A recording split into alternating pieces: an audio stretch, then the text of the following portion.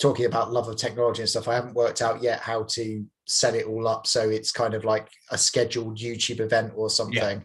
I imagine there's some really easy ways of doing it, but I just like I go in Zoom and I click go live and it goes live, and that's about simple. The first time I did it, it took me about 25 minutes to work out how to kill the stream. So it was like still live streaming at the end, but like all the footage was killed because Zoom was killed, but it was still showing us live in YouTube. And I was like, I don't want this to be like that. I need to work out how to stop this. And it took me like a good 25 minutes of going through every possible thing to try and work out, like, how do I kill this thing? I just want to stop streaming. For the love of God, let me stop. So yeah, it's not the most intuitive interface, I have to say, but it works. Yeah. Right. We've already got the eager beavers on before we even like put it on Twitter. I always love that there's about 4 or 5 people that like launch on the second this thing activates. So even in folks, we're just lurking there waiting. Just sending out the link for everyone. Right, what are we going? And we are. So yeah, it's I don't know. Another week's gone by, hasn't it, Frog? We're still here. Yeah, we're still, for our sins, just, at least we're all still passionate. It's just a shame it's not football, but yeah. Well, I realised something today as well, speaking of football, is that we're now heading into football drought mode, aren't we, for the next 2 weeks of we had all that lovely Champions League football, and now we're on football drought for a couple of weeks. Well, unless you care about the CONCACAF. Well, I was thinking about this, like normally international breaks are like met with just like sheer, contempt. But but I'm actually quite like, it might be nice because of everything that's happened, just to take focus away from club football and stop seeing PB score. The amount of divs I've won the past 10 days is just ridiculous. It's silly. It's just relentless, and it's just so depressing. I was just gutted literally the very first weekend after they locked it all down that bloody Francesco Acerbi, who cost me like 30p, finally won like a goal match day. Oh, he's your boy as well. You've been banging on about him for about forever. And I was just like sitting there going, oh, you son of a bitch. I'd rather you didn't win it and just sat there continuing to linger like a pile of shit. I know that is true, but in terms of the fact that nothing else can happen apart from the divs, but yeah, I guess in theory you should still get that money at some point. But somebody's saying I can't hear in the chat. Can you give us a thumbs up or a hello if you can hear us? Because somebody's posted on Twitter they can't hear me. But I'm pretty sure it's working, because when I first set it up, I could hear my own voice until I muted it, so I didn't hear myself on a 20-second lag. I mean, you can hear me, can't you, Frog? Yeah, I've got you. And I can hear you, so I don't know what's going on. Guys in the chat, you're there. Can you give us a sort of thumbs up if you can hear us? Yeah, there we go. Thank you, Gaz. Somebody bloody listening to us. Everyone else has just dialed in just to stare at our ugly mugs for 15 minutes. It's all on mute. Well, I know things are bad, but come on. Geez, oh. I know we're all missing a big part of our lives since the fateful collapse. But yeah, I don't know. Staring at us too, that's desperate. I don't know. People watch Gogglebox. People will watch anything. I know. That's so true. That's so true. People love just to watch people. I love watching people. It's fascinating. Oh yeah, of course. I forgot that they've got like a 20-second lag from what we say. So I've been sitting there telling them off for not replying to us, and then there's a 25-second lag for them to reply. Is it as much as that? Is it 25? It's quite a bit. We've got some other people joining us now. Good. That tipster coming in. Yeah, Tipster's coming in tonight. Good man. Richie as well. Hello, Richie. And we've got the Duracell Bunnies joining us again tonight. Sorry? Duracell Bunnies joining us again tonight. Sweet. Come out of retirement, is he? Oh, stocked up on his gin and tonic cans. How's everybody? Are we live now, guys? I didn't want to interrupt. Oh yeah. No, we're live. We're live. So yeah, Oh, just bear in mind before you start slagging anyone off. Damn, that's all my material done. How's everybody surviving? Hello, man. Hey, Richie. How you getting on? Good, thanks. Hey, Frog. Hey, Stu. Hey, Richie, man. How you doing? Yeah, good. Another interesting week. Hey, yeah, we're all going to be legal experts, financial experts, and being shafted experts by the education, isn't it? It is mad, isn't it? Jesus. I was having a good throw around with Frog in a group. Was it yesterday, Frog? We were because I didn't know how much like we had to be kind of getting involved in this, and that's why I wrote in that group just to kind of see what the general consensus was. And but you had your finger on the button as usual. Well, thanks for that, but probably winging it as much as the next person, if I'm honest. Oh, but no, it's it's what I was thinking that it's amazing. I know that we've all got this kind of collective we're all lost out on money, so we've lost money, we've lost the game that we're passionate about, but it's amazing to see people come together, like everyone trying to help each other and stuff like that. It's nice. I wrote that to a fella today. I just said like Football Index fucked us like 3 weeks ago now, and everything we've done to get to this point in 3 weeks, I think is pretty fucking amazing. Like, imagine we as a group fucking ran this platform. I know. We might have to, Richie. We might fucking have to in another fucking couple of months, to be honest, guys. And I think that's something to bear in mind as well. How well we've all done. Sorry, I wasn't in that group, but I'm assuming what you've said, Frog, is spot on. It's now the time for us all to come together. Maybe it might seem a little bit late, but rather late than never. And I think, look what we've achieved. We forced our hand. The management's definitely gone, okay, which is what we all wanted. And let's see what the next steps are as well. The one thing I would say is it's so hard to keep up with, lads. I don't know about you, but it just seems to be snowballing so quickly in the last 3 or 4 days. I'm a little bit lost because I've been so busy with work. So that's why I'm looking forward to this evening as well. Get some good opinions from all you guys of where we're at and what we can continue to do to keep pressure going. Yeah, basically, I'm letting the stream warm up and letting everyone get in their foot in the door, because normally it takes about 25 minutes until we reach sort of like peak quorum, effectively, and then I'm going to talk through that court proceeding document that came out this week and sort of explain my take on it. And happy for everyone else to throw their oar in for their take on it, because the only law I've ever done is my old A-level law.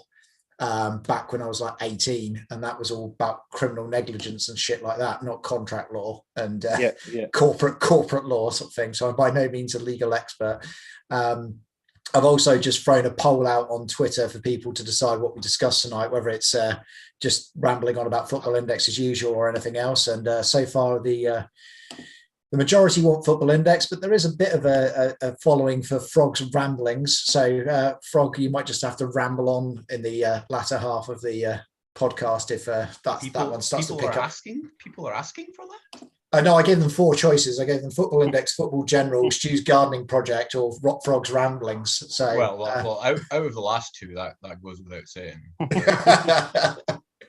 I think you probably have the 3 biggest ramblers on the fucking platform with you tonight, Stu. So there'll be no problem there.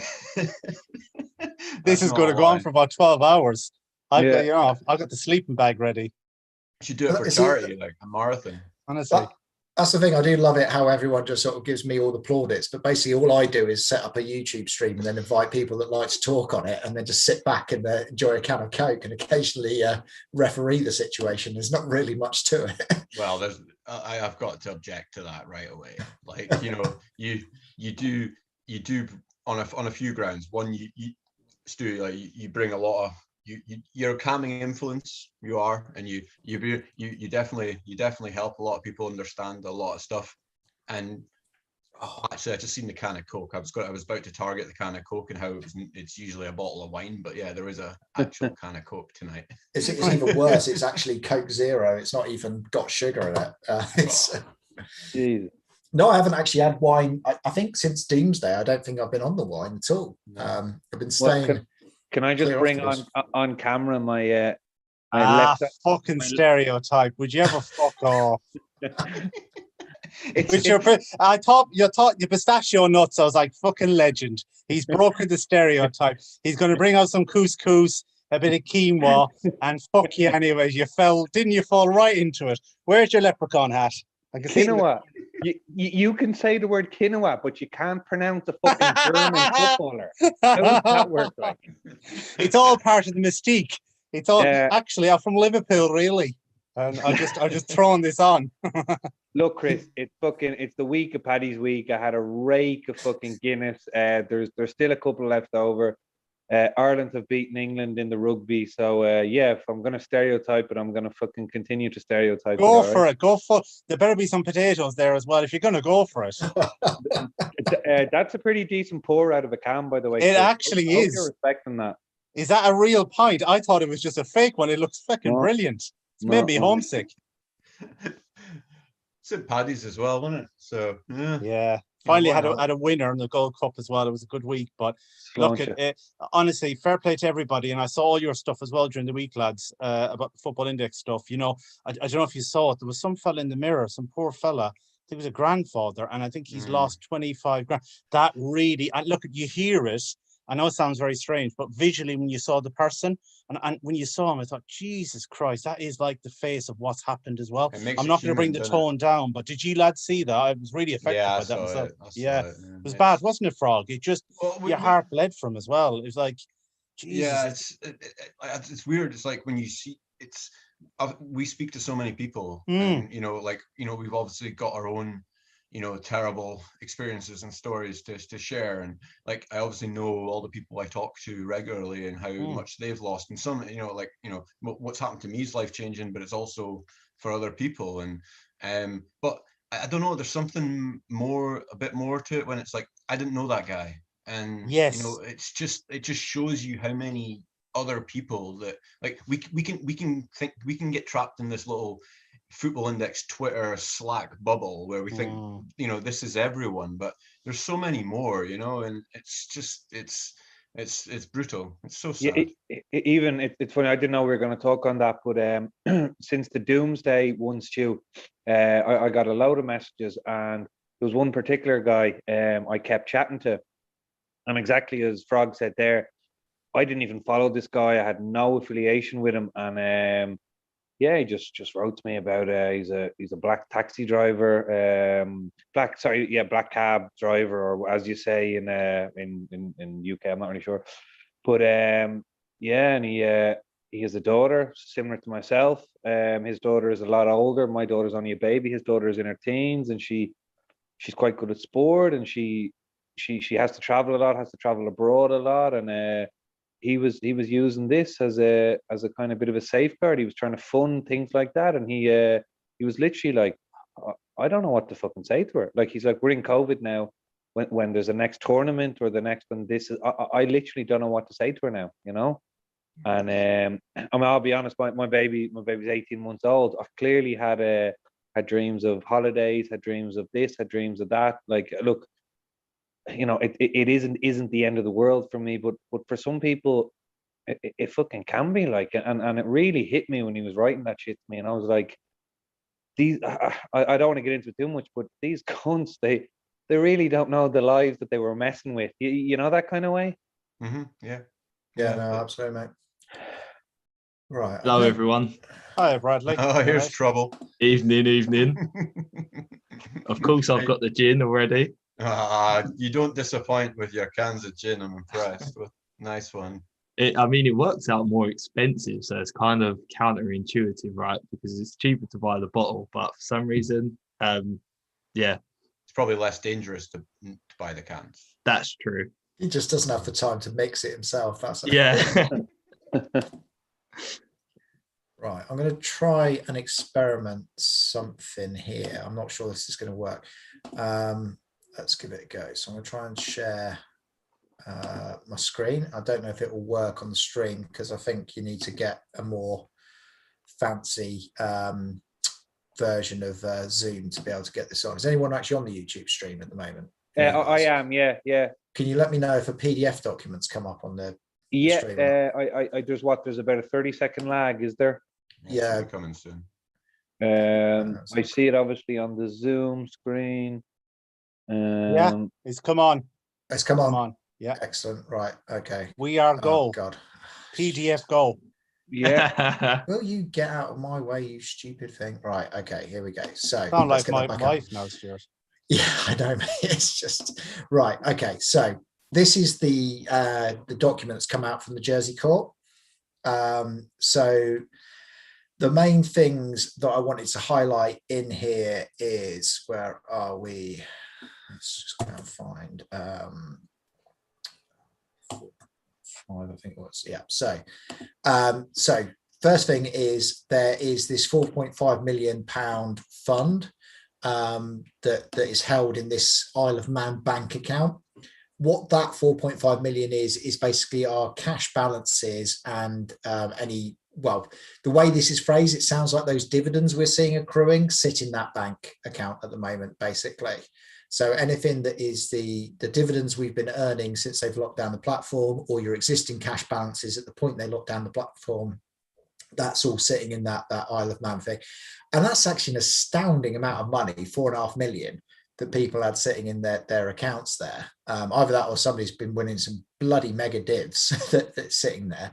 But that shows you kind of the real scale of the problem here and why people are so hard hit by this. Because if there's 4.5 million of people's money that was just there, you could instantly access, that's ignoring all the betting stuff and all of the irresponsible gambling and everything else that everyone keeps banging on about. That was just 4.5 million cash just sitting in a cash account that you could expect to access immediately at any point. You haven't gambled that. You've just put it somewhere to hold it there for a minute, or while you worked out what you were doing with it. So that's quite scary how much money is there, really. I've seen some stuff going around about that is the pot of money. I don't read into it in that way. I think that's a separate account, because if you read this document in the full detail, there's talk around they have sufficient cash for a relaunch of the product. I think it's in this paragraph 11 here. Let me just quickly skim read it. Talk amongst yourselves, guys, for a second while I just quickly dig out the paragraph I'm after. Yeah, that's kind of what I thought. That, if there's only 4.5 million left, something seriously has gone wrong. Yeah, that must have been some Christmas party. Yeah,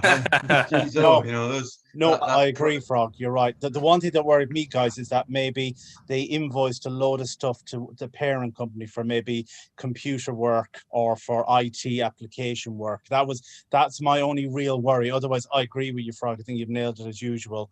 That's just too small of an amount. And they must still have a significant amount left. They really must.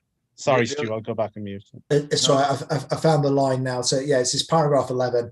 The underlying business model is attractive to customers. I think we all agree to that. And financially sustainable. I think there's some debate around that. I mean, I've certainly said that I think there's a way that this is, but it's only a Vincent sell. Secondly, the company is still presently balance sheet solvent, and once the creditors' claims are compromised, there may be assets with which to relaunch the platform. So that to me says there is a different pot of money. It's ill-defined about what size it is, but there is other pots of money out there associated with the company, if they would be able to have some cash there to relaunch, because that 4.5 million is isolated and treated entirely separately. The concerning thing that was in this document for me was there is a section somewhere in here around, there is some debate around the 4.5 million and the trust that it's lying within, and what rules should be used to govern that money or how it's treated, which means, to me, I read that as our cash balances are being argued about as to whether they can use that money for other things, if it was to go into administration. So that is the main concern that I saw in this. But they have confirmed in here what we talked about the last time we did one of these streams, which was that they are going for a CVA, which is the top end of the best case scenario for administration. It's the softest version of administration as far as I'm aware, but I'll get Bradley to give his view on that as well, being an accountant. But yeah, so we are still at the very early doors and looking at sort of like the top end of the potential.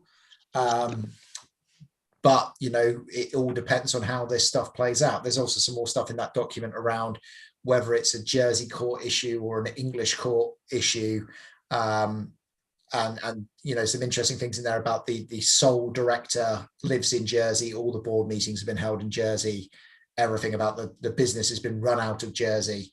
So that's all quite interesting. Because that's a bit unclear as to whether or not the actual sort of football index staff have been working for this part of the business or for the index labs part of the business. It all seems a bit cloak and dagger how this company's structured, really, in the grand scheme of things for me. Bradley, thoughts, mate? Brad, on you go, man. Yeah, I mean, so I mean, every morning I kind of wake up and incorporate it into like my morning routine. I go on Twitter and type in like hashtag football index, and there's just like 10, 20, 30 people all before that I woke up like an hour before, all tweeting about this. And it is very, very confusing. I think there's probably more than just what you've kind of just mentioned. So the 4.5 million, when I read through the document, to me, that didn't seem right, first of all. It seemed like there must be, or at least it's not disclosed in that, but there must be something within their balance sheet that has a higher number than that. That's first and foremost. When I was reading it, I was like, that can't just be the figure that sort of, if it was to go into administration, that's what's going to be dispersed out to everyone. It just didn't seem right to me, first and foremost. And then secondly, just to echo what you kind of said, Stu, around the actual structure and who sits where within what company is very confusing. So I'm kind of in the same boat as you. My opinion right now is kind of, even though I've been reading it for the last 2 or 3 days and trying to keep up with it, it's all very up in the air still. I think the fact that some of the stuff that come out of what Lee Day published yesterday, and I think everyone that signed up to the Action Against Football Index stuff, and if you're on the stream and you haven't done that, make sure you do that. Go sign up. There's a form to fill out, and they're acting on behalf of everyone. So that's just a thing that I would say definitely go and do. But yeah, it's all. I think it's a step in the right direction. Definitely, I think the traction from last week when we all were speaking last week, to now have someone acting on behalf of all of us, and then there's been 2 court days that come out of that. I think it would be in all of our best interests that whatever happens, it isn't dealt with in Jersey and it's dealt on a bigger scale. So if that was moved, if it was an action suit outside of Jersey, I think that would be in our benefit, because I think they're going to be protected under a few things that happen in Jersey, whether that will be, I don't know, something to do with protecting against some of the company or their side company index labs. But yeah, Frog, over to you. No, I think we're still in a stage of a lot of uncertainty. One thing I took, like, you never know who's being straight with you, especially when things go this far. But the fact that it was reported last week that the GC, unbelievably, were apparently investigating Football Index for basically the whole of 2020.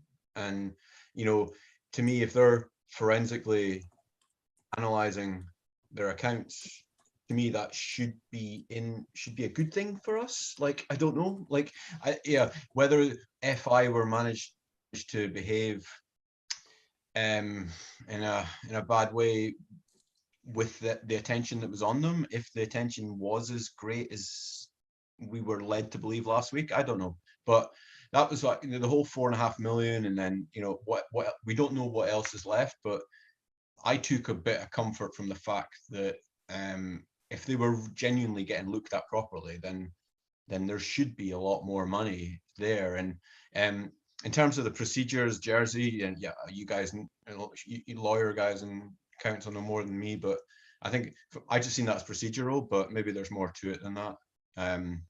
But yeah, the Lee Day stuff that you spoke about, that's quite interesting. I had a lot of DMs. Like, I think there was a feeling like, okay, so we've got this company working for us now, and you know, it looks, you know, it's brilliant, all the work that FI Action have done and the community's done, and you know, certain journalists like that, Matt and Tom and that, and yeah, it looks really good. I think a lot of people are worried that there might be some kind of settlement and people would have to, like, would get the money anyway, regardless of whether they signed up for Lee Day. But I actually asked that question too, but I think we are stronger together, and if we lost 25% of, you know, something, it's better than, you know, it's not losing. They're doing a job for us. We're hiring, you know, we've got a great company working for us, so, and one of the best by all accounts. So yeah, I'm in the state of mind now where signing that document is the right thing to do for me, and I'm sure many other people are in the same boat. Yeah, no, I mean, it's so difficult, this stuff, isn't it, with the legal side of things, because obviously they are asking for quite a wedge. And I've had a lot of people asking questions, or seen a lot of people have been asking around about this, and it's like the situation of, do you think of it's like the PPI, where if once the PPI scandal was kind of uncovered, everyone could go and claim PPI by just filling in a form themselves? So is it going to be like that? Possibly, don't know. But obviously there did have to be a massive class action lawsuit to get over the line with PPI. So the more people that are involved with the initial litigation, the more strength that argument gains, basically. So the more power it has. Worcester said about the collective power to negotiate on a fee. Personally, if I was leading it, and I don't have time to, so please nobody ask me to, but I would certainly be looking as a collective to say, look, you know, if you get us back 10% of that 80 million pot, you can have your 30%, but if you get us back 50% of that 80 million pot, then we want your fee to drop to 20% or 10% or whatever it is. So like a staggered thing, because they're then still getting like 5 million quid or 10 million quid or whatever it is. But it just means that the more that comes out, the more you guys get. It does kind of, you get into these weird arguments then of like, well, hang on, we're getting you more of your money back, but we're losing more of our fee. It's like, yeah, but you're still getting a massive, you know, pound for pound, you're still getting huge cash amount. We're just lowering the percentage to you know, stop one firm walking away with like, you know, 20 million quid if they somehow magically rinse the whole lot. I think it's important for everyone to bear in mind that, you know, when you're talking about what you're getting back, it's not going to be, you know, what you put in at the start. It's going to be something lower than that, because the money they won't have the full wedge there. If they had the full wedge there, they wouldn't have got to this point. So I would say, like, start to think of it as, you know, think of it as like maybe 10%, where we were when the thing crashed, like what that sort of value was, and then take the 30% for Lee Day off of that or whatever, and then that might be a sort of sum that might come back. But you know, expect to gain nothing, and anything else will be a win from that perspective. Thoughts, guys? Yeah, I mean, I totally agree. I mean, in my head, I've kind of completely writ it off, and kind of echoing what you're saying, Stu. Anything that then comes out of that, that's a bonus for me. In regards to their fee, I'm kind of, yeah, I mean, a staggered payment structure, I mean, for them, it's huge. Either way, they're getting all this free marketing, all this free publicity. It's in the news every day. So for them, they've taken it up, and yeah, they look brilliant, and they're doing a brilliant job on behalf of all of us. But at the end of the day, it's for their own benefit as much as it is for anything else, because they're getting all this free marketing. I never even heard of Lee Day before this. So now all of a sudden 7,000 people now know Lee Day or more, or we're talking tens, 20,000s. And then on top of it, they're kind of like, right, well, and am I right that currently that they're not even paying for this out of their own pocket, is actually being funded by a separate commission. Yeah. So they're kind of like, at the moment, they're rubbing their hands specifically because they're kind of like they're winning either way. So, but the benefit of that is they're powered by the money, because they want to be a really top law firm and they want to, do the best on behalf of all of us. But yeah, I mean, the fee is huge. I mean, yeah, but so sorry, just got quickly interrupt because there's a couple of statements made in the chat and I want to be absolutely clear. Yes, everything I've said is entirely speculative. I have no insider knowledge. I have no idea. I'm just giving a viewpoint and it could be way off bat. So, don't go and start cashing any plans based on anything I'm saying here. I'm just a guy trying to talk. Secondly, yes, just to remind people, they nicked 1,500 quid off of me. That's the state of skin that I've got in that game when the thing crashed. I'm not one of the guys that have got huge sums of money. And so, my opinion matters very little in the grand scheme of these things of, who's got the cash out there. So yeah, don't think that I've got this huge sum of money and therefore I've got a really strong skin in the game, a really strong opinion on this. It is all small fry for me. So I want people to get their money back, and I hope Lee Day do a fantastic job. And like I said, I think with this, the more people that are behind any kind of action, the bigger and stronger the case is, the more likely it is to succeed. Over somebody else. Any news on the administrators? Obviously, that's all in limbo until the court side and the jurisdiction, I assume, is been clarified. So there's not that, because I think that for me is the key thing. If I'm being honest, I think the legal side, 100%. I've signed up. I'm probably 10 down, and I've written it off. I think for everyone's mental health, very easy to say, but think of it as a positive bonus that may come back. And that's, I think, is really important because it will drive people demented. I'm reading on the timeline, and it's something that Frog says, really good, actually, what you said, Frog, because I think is when you talk to people and all these stories blend into one, but it's when you physically see that guy today and you actually see the person really comes home. And I think all you guys, like I know Richie, you've helped lots of people, you mentioned as well. I know you're very active. All you can keep saying is don't worry about it.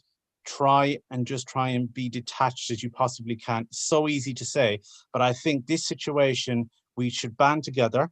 I think a strength in numbers. Me personally, I do think the administrator is key, because a few things that seems to have come out of this is, am I right in saying that independent, this isn't from the directors, that there is a possibility that they could relaunch? Again, this is all speculative. So is that something that I've read today? Because it's worthless what the management say, because just let's write them off as well. Is this independently what the administrators want to do? So they're coming in to obviously assess things. It looks like there's a pool of money for dividends, let's call it 4.5 million.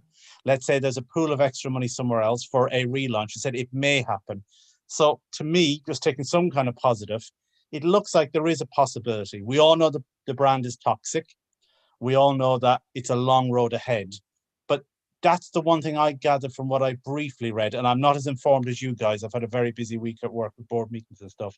That's a bit of a positive, just to try and maybe open up that side of it as well. Or is that just wishful thinking for me? I think that's more like a standard. I'm no expert in administration, but they're going to explore all possibilities.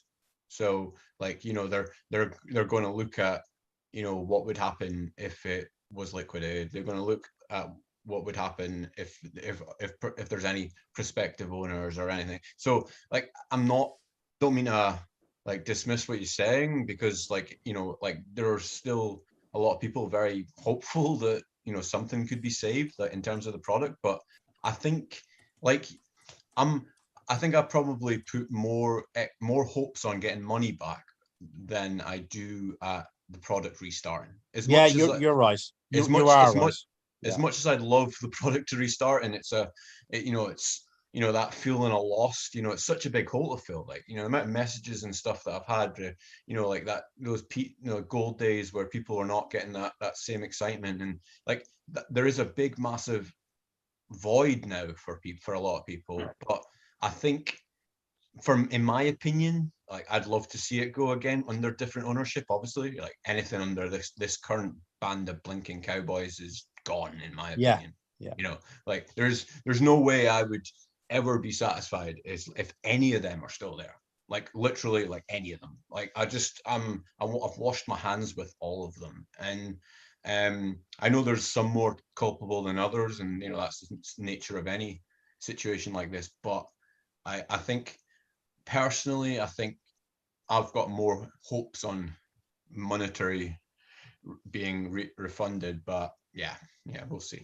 I think you're spot on. It's me just trying to, because for me, I think what's really key is to go in and see what actually the financial situation is as well. Because again, if we're all being realistic, I think you're spot on, Frog. That is possibility, 10% chance it survives. Let's be honest, and that's been very generous, you know.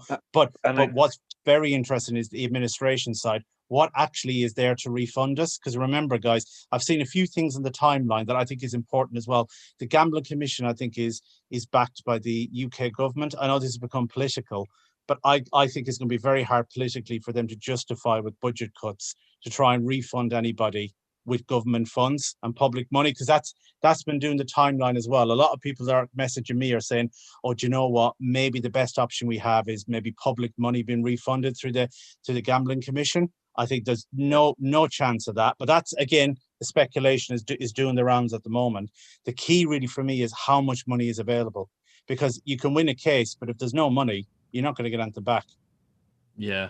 And obviously, if they do win the case as well, there's going to be certain people that are paid even before us. So obviously, Lee Day would take their cut. Obviously, anything that they owe out, so to like banks, creditors, they'll all be paid first before we even get a chance to get 10% back. So we're going to be very at the bottom. And secondly, to what you said, Tipster, actually around government pressures and stuff, I can't really see that happening. And again, this is speculative, but I think with there's been quite a lot of uproar with like the NHS 1% pay increase, and that's been quite a lot over the news at the moment. So then if the government couldn't pay the frontline staff for the last year that have worked through COVID every single day, but then they were to pay out all of us that have been scammed, I can't really. No chance, Bradley. Absolutely zero chance. No, like even and I think we need to be a little bit more blunt here, because there's a hell of a lot of people that tune in and they kind of go home, they go to bed, and they really think about what we've said. I'm going to be brutally honest. From my point of view, as soon as they removed instant sell way back in March, April last year, I was already coming to terms that I possibly had lost what I'd put in. It was the first. I'm not saying that's when I was like, it's gone. I obviously would have pulled my money out if I thought it was gone. But I started to think then, look, there might be a point that this mightn't work out. So where we are today, I think we really, really have to be thinking that money, as Bradley mentions there, if there is any money, it gets divided out. We're probably towards the back of the queue from a very small pot. So I think we have to be really, really realistic and just be careful what we're telling people. And again, just to reiterate what Chris and Bradley mentioned there is not a fucking chance in hell in the year we've just had, with the amount of people laid off, the frontline staff, any of that. Can you imagine the uproar if government funding went towards whether we are or we aren't, we're effectively gamblers, what people will call us, you know? There's not a chance in hell that any government money will go towards us. So anyone that's listening tonight, I just want to really, really reiterate that it should be, whether you're talking to your missus, to whoever it is, that anything we get is quite unlikely, and it's a bonus, to be honest. The only counter I'd put to that is I'm not expecting some sort of like national type bailout from the government, you know, but that's not the way I perceived. Like, obviously we would like this situation to be sorted through whatever FI have. Hopefully the money's there to compensate everyone. There still should be millions upon millions. Whether that's the reality, we'll see. But sure. I think the point around the government or whatever, I think it's the negligence of the Gambling Commission that's the issue. And I think, were they asleep at the wheel? And apparently, like I said earlier, they were apparently doing some audit, for basically the whole of 2020. Well, how did we get to this point? How can they? And there's the other thing. Yes, we're gamblers. Like I want to talk about the way that we've been portrayed by some of the media and public. You're always going to get some negativity, but that whole narrative, which I do believe is changing over the past few days, but there was a narrative when this broke of problem gamblers, and that's not what we have here. Yes, we have people who have overextended. Yes, we have people that have probably perceived it more to be investment than gambling. There are mistakes that people have made, but the reality is when you put your money somewhere, you don't expect the walls to come crashing down around you. And you especially don't expect it to happen when it's regulated by, we're not in, like, no offense to any other country, but we're not in Africa or, Somalia. We're in the UK with a long history of gambling. Like gambling in this country is much more prevalent than in many countries around the world. There is a reason there's bookies on every street corner. Like gambling is massive in the UK, and it has been for a long time. And we should not be punished because they've failed to regulate this company properly. And I think there is, I honestly don't know. I have no expertise in this matter. Maybe there is zero hope. Like, the world's not fair. Like people get shit on all the time. But I do believe the Gambling Commission have a lot to answer for. Yeah, no, I've been massively asleep at the wheel. And do you know what, Frog? I completely agree with you. Like, just highlighting what you said, 100% I agree with you. The fact that we've been fouled, yes, but there is that counter argument, isn't there? It's like if I was in the MP shoes and let's just say for argument's sake, we get 10 billion to spend every year, blah, blah, blah, that's divvied all out. And at the end of everything, they'll say, right, well, we've now got this pressure of football index. What do we do with it? Do you do this option or this option? If just from there, it's not so much the government's giving a handout. It's more, is there a legal claim against the Gambling Commission themselves? Yeah. That's like, I don't know. Like, obviously, hopefully Lee Day, like, because they're acting on behalf of us and behalf of themselves, because they've got this personal investment in themselves. So they're going to explore that, aren't they? They're going to explore that, is there a legal case against FI? Okay, let's say for argument's sake, there is a legal case against FI and they've moved all the money elsewhere and they can't touch it for whatever legal reason because they're protected against a limited company and their new company, and there's loads of legislation, and they'll think, right, okay, well, that's not the avenue to take. But actually option B is these have been negligent. And actually, if we go after this, Gambling Commission or whoever, there's actually a massive case here. So, but obviously they're acting on the best of our interests, and we can only, at the end of the day, it's just hope. Hope is what we're holding on to, right? Yeah, I mean, so somebody's asked me on Twitter about whether I think realistically I can see getting at least net deposits back. I think that bar is way too high. Like, you are not going to see net deposits back. Why? Because the amount of money that is that, well, okay, it's going to depend on what your net deposits are, obviously. Like, if your net deposit's like 10 quid, then you've got a chance of getting 10 quid back. But if your net deposits are like 50 grand, I just don't think the money's going to be there to. But by saying that, you're saying they were crooked. Because if they weren't crooked, that money should be there. Like, because they will set 67% or whatever aside for like lifetime dividends on these players, etc. When they took this money on these bets, they're making these bets. They're not making it over a 3-year type thing. They've minted these shares to, like, and obviously a lot of players won't win money. Like, a lot of players, there's going to be players that, like Messi's, that like win way too much, but in theory it should balance it out. But this money should have been there to spread over, obviously with the addition of commissions, like commissions should be, you know, included into the pot as well. But if that money's not there, then it's something illegal's gone on, 100%. Well, I don't know, because bear in mind, so your net deposit, so they've got to run the company, so they've got to pay the salaries, they've got to pay all the marketing costs, which, if you believe the stuff that's been published by people on Twitter, has run up to like £1 million a quarter, from what I've seen out there with some of the Sky stuff. So that's where a lot of money will have gone, will have been paying off advertising and marketing and staff costs. And, you know, you've got these developers with the IT side of things. So there is places that money goes, rather than it just sitting in a ring fence. No, but it should be well managed, though.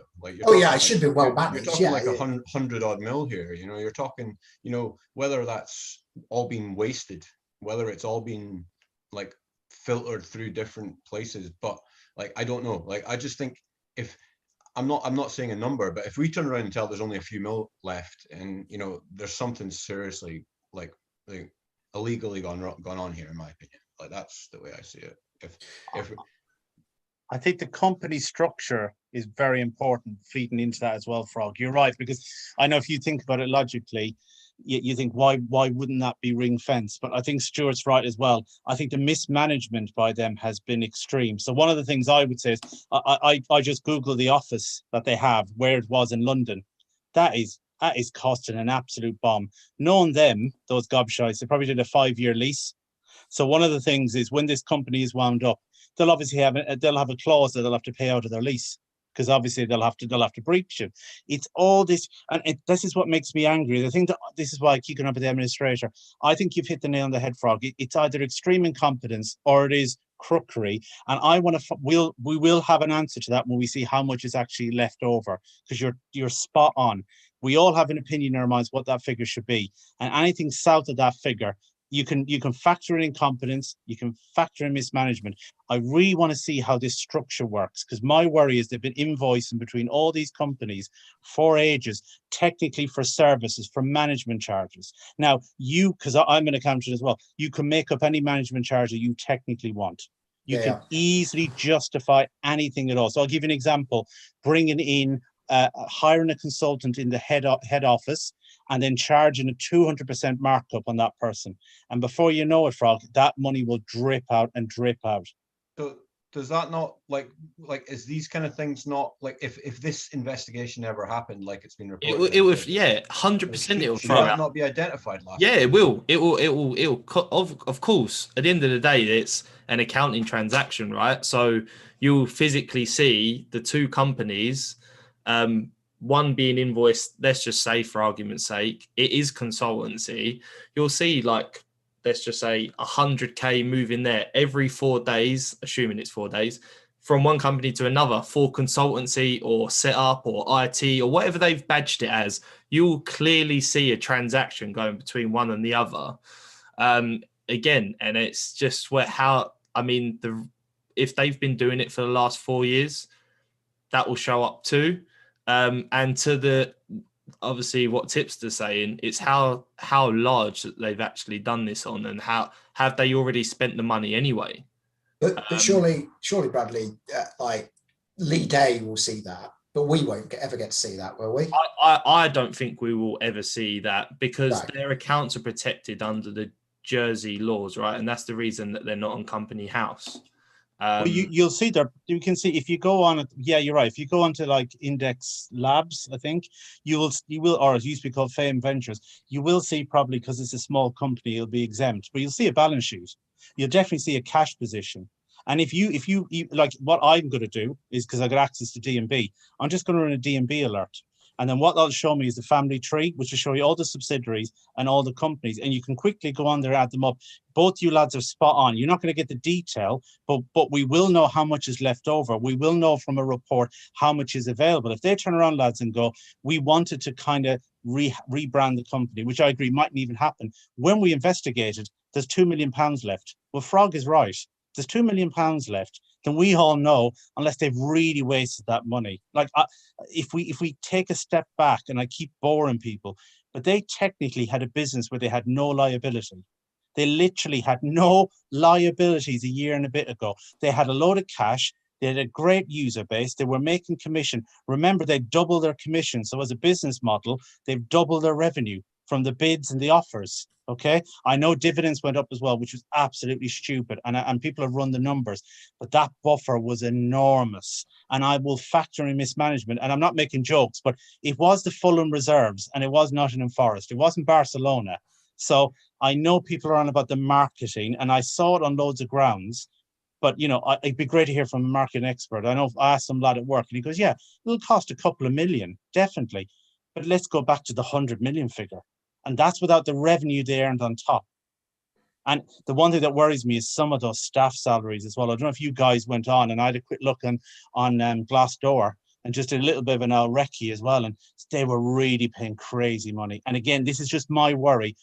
Was that fed through the main headquarters? So they paid the wages directly and then invoiced it back for consultancy services. Yeah. And that's the worry, guys. You know, I'm sorry, I'm always trying to stay positive, but I'm not trying to be doom and gloom, but we have to, I suppose, be very realistic and I think responsible as well. It's going to be very, very tough.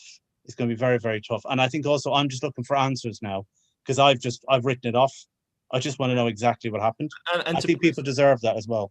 I think everyone's just looking for answers, right? That's the reason we've got 118 people watching right now. That's the reason us five are all talking about this right now, is I think everyone wants those answers, but it's just a case of playing the waiting game, being the face for everyone that you know, we're people that hopefully people find comfort in, and yeah, we talk a bit of sense, hopefully, even if you've had a few too many or Guinnesses. But that's the point. We're airing some opinions. These are just opinions, and we've all got slightly different ones, so we can give you different takes on the same news. But at the end of the day, we've got access to the same material everyone else has, because it's been pumped all over Twitter, or, you know, people will be part of the Lead Day thing and they'll be getting updates from them. But hopefully it just gives you guys another way of looking at the problem or weighing up the different sides of the debate. But it's by no means are we the omniscient overlords of all this and have got some magic ball that tells us what's going on. We know what we've read, we know what our knowledge base is, and we can form opinions around that and share them with the world. I hope Richie's still alive. That's what I'm worried about. The panic in his eyes when that Guinness finished. He's obviously going to get another one. There's none left. He's gone to the shop. He's gone to Dublin. Yeah, and he's in Switzerland as well. No, he got so many credits and plaudits for how well pulled that first pint was. He's got like 27 of them pulled out there, and he's waiting to pull it until it gets the same level of quality. He's gone out in a high. He's never going to top that, no matter what he says. I think one thing I should probably, I'm sure other people have like read and seen and discussed, like I've followed a lot of what's the interactions with, like, you know, all the former employees that have come out the woodwork this week, and there seems to be an overriding theme, and it won't be a surprise to all of us who have like blindly and naively followed along behind these Muppets, but there definitely seems to have been a culture where people just didn't get listened to, and, you know, warnings, and, you know, like, obviously those people that are, you know, now willing to come out and talk, you know, I know there's an element of self-preservation in terms of future careers and, you know, what sort of stain that this can have, but, you know, some of the discussions I've seen and had, I think there definitely is evidence, or, well, like, you know, according to these people, that the people in power just didn't listen to the, you know, that's what we were saying, like, we've said it so long, the concept's fantastic, the concept's brilliant, like, you know, this company has literally shafted thousands of people and we're still missing it. I'm still getting messages going, oh, missing gold days, missing, you know, it is, and I feel exactly the same. So it's either been theft or just complete incompetence, and there seems to be a culture of arrogance amongst the top level. That seems to be my opinion from what I mean, if you ever met Mike Bowen, the man oozes arrogant. I mean, I'm a fairly arrogant individual myself, if you ask anyone that knows me that well, but I mean, Christ, he puts me in the shallow pool, definitely. The man bleeds arrogance and ego, and like his views would be completely untouchable, and he can do no wrong. You know, think of him standing on Mount Sinai giving the 10 Commandments. That's kind of his view of himself. So it is crazy. And I've read all the stuff as well, Glassdoor, like favoritism among staff and all that sort of thing. I mean, I have actually had a couple of ex-FI or people that say they're ex-FI contact me. You know, some of them are out there just to air their views and their grievances. But I have actually had a couple who have just come there to say thank you to me for running these, because they're feeling incredible guilt about the situation. And these are junior staff. This isn't people that had power or influence. This is just some junior people that feel terrible that they were even involved in this in even the slightest way.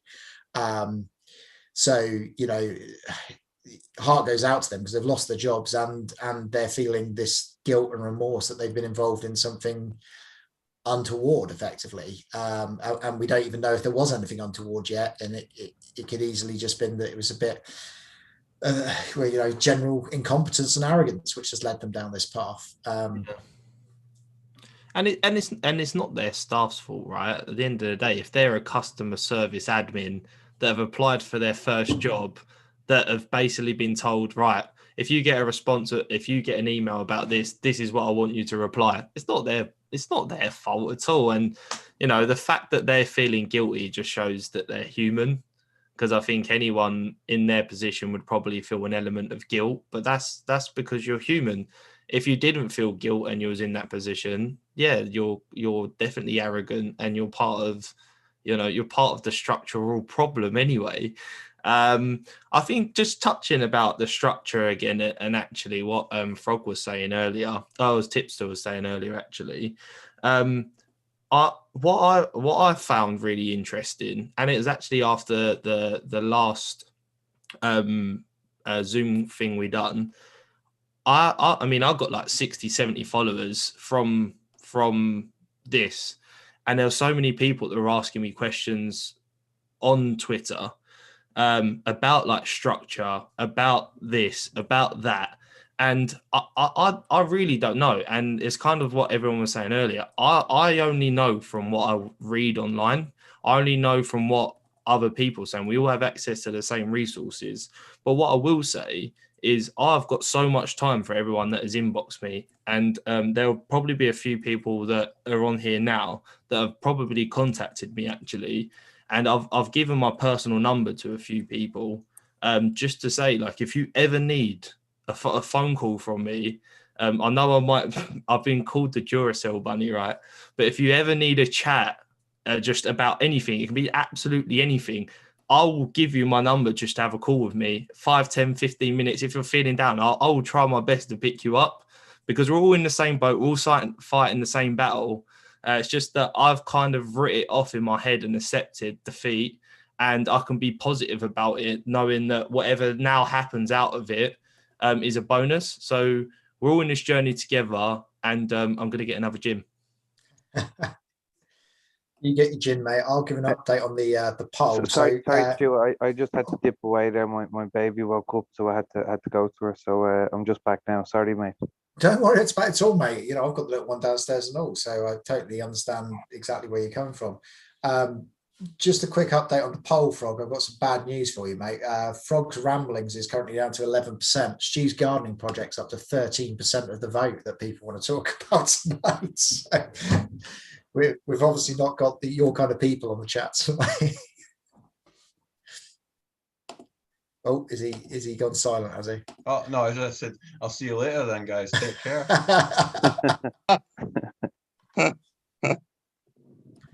So Tipster, what's your thoughts on all this?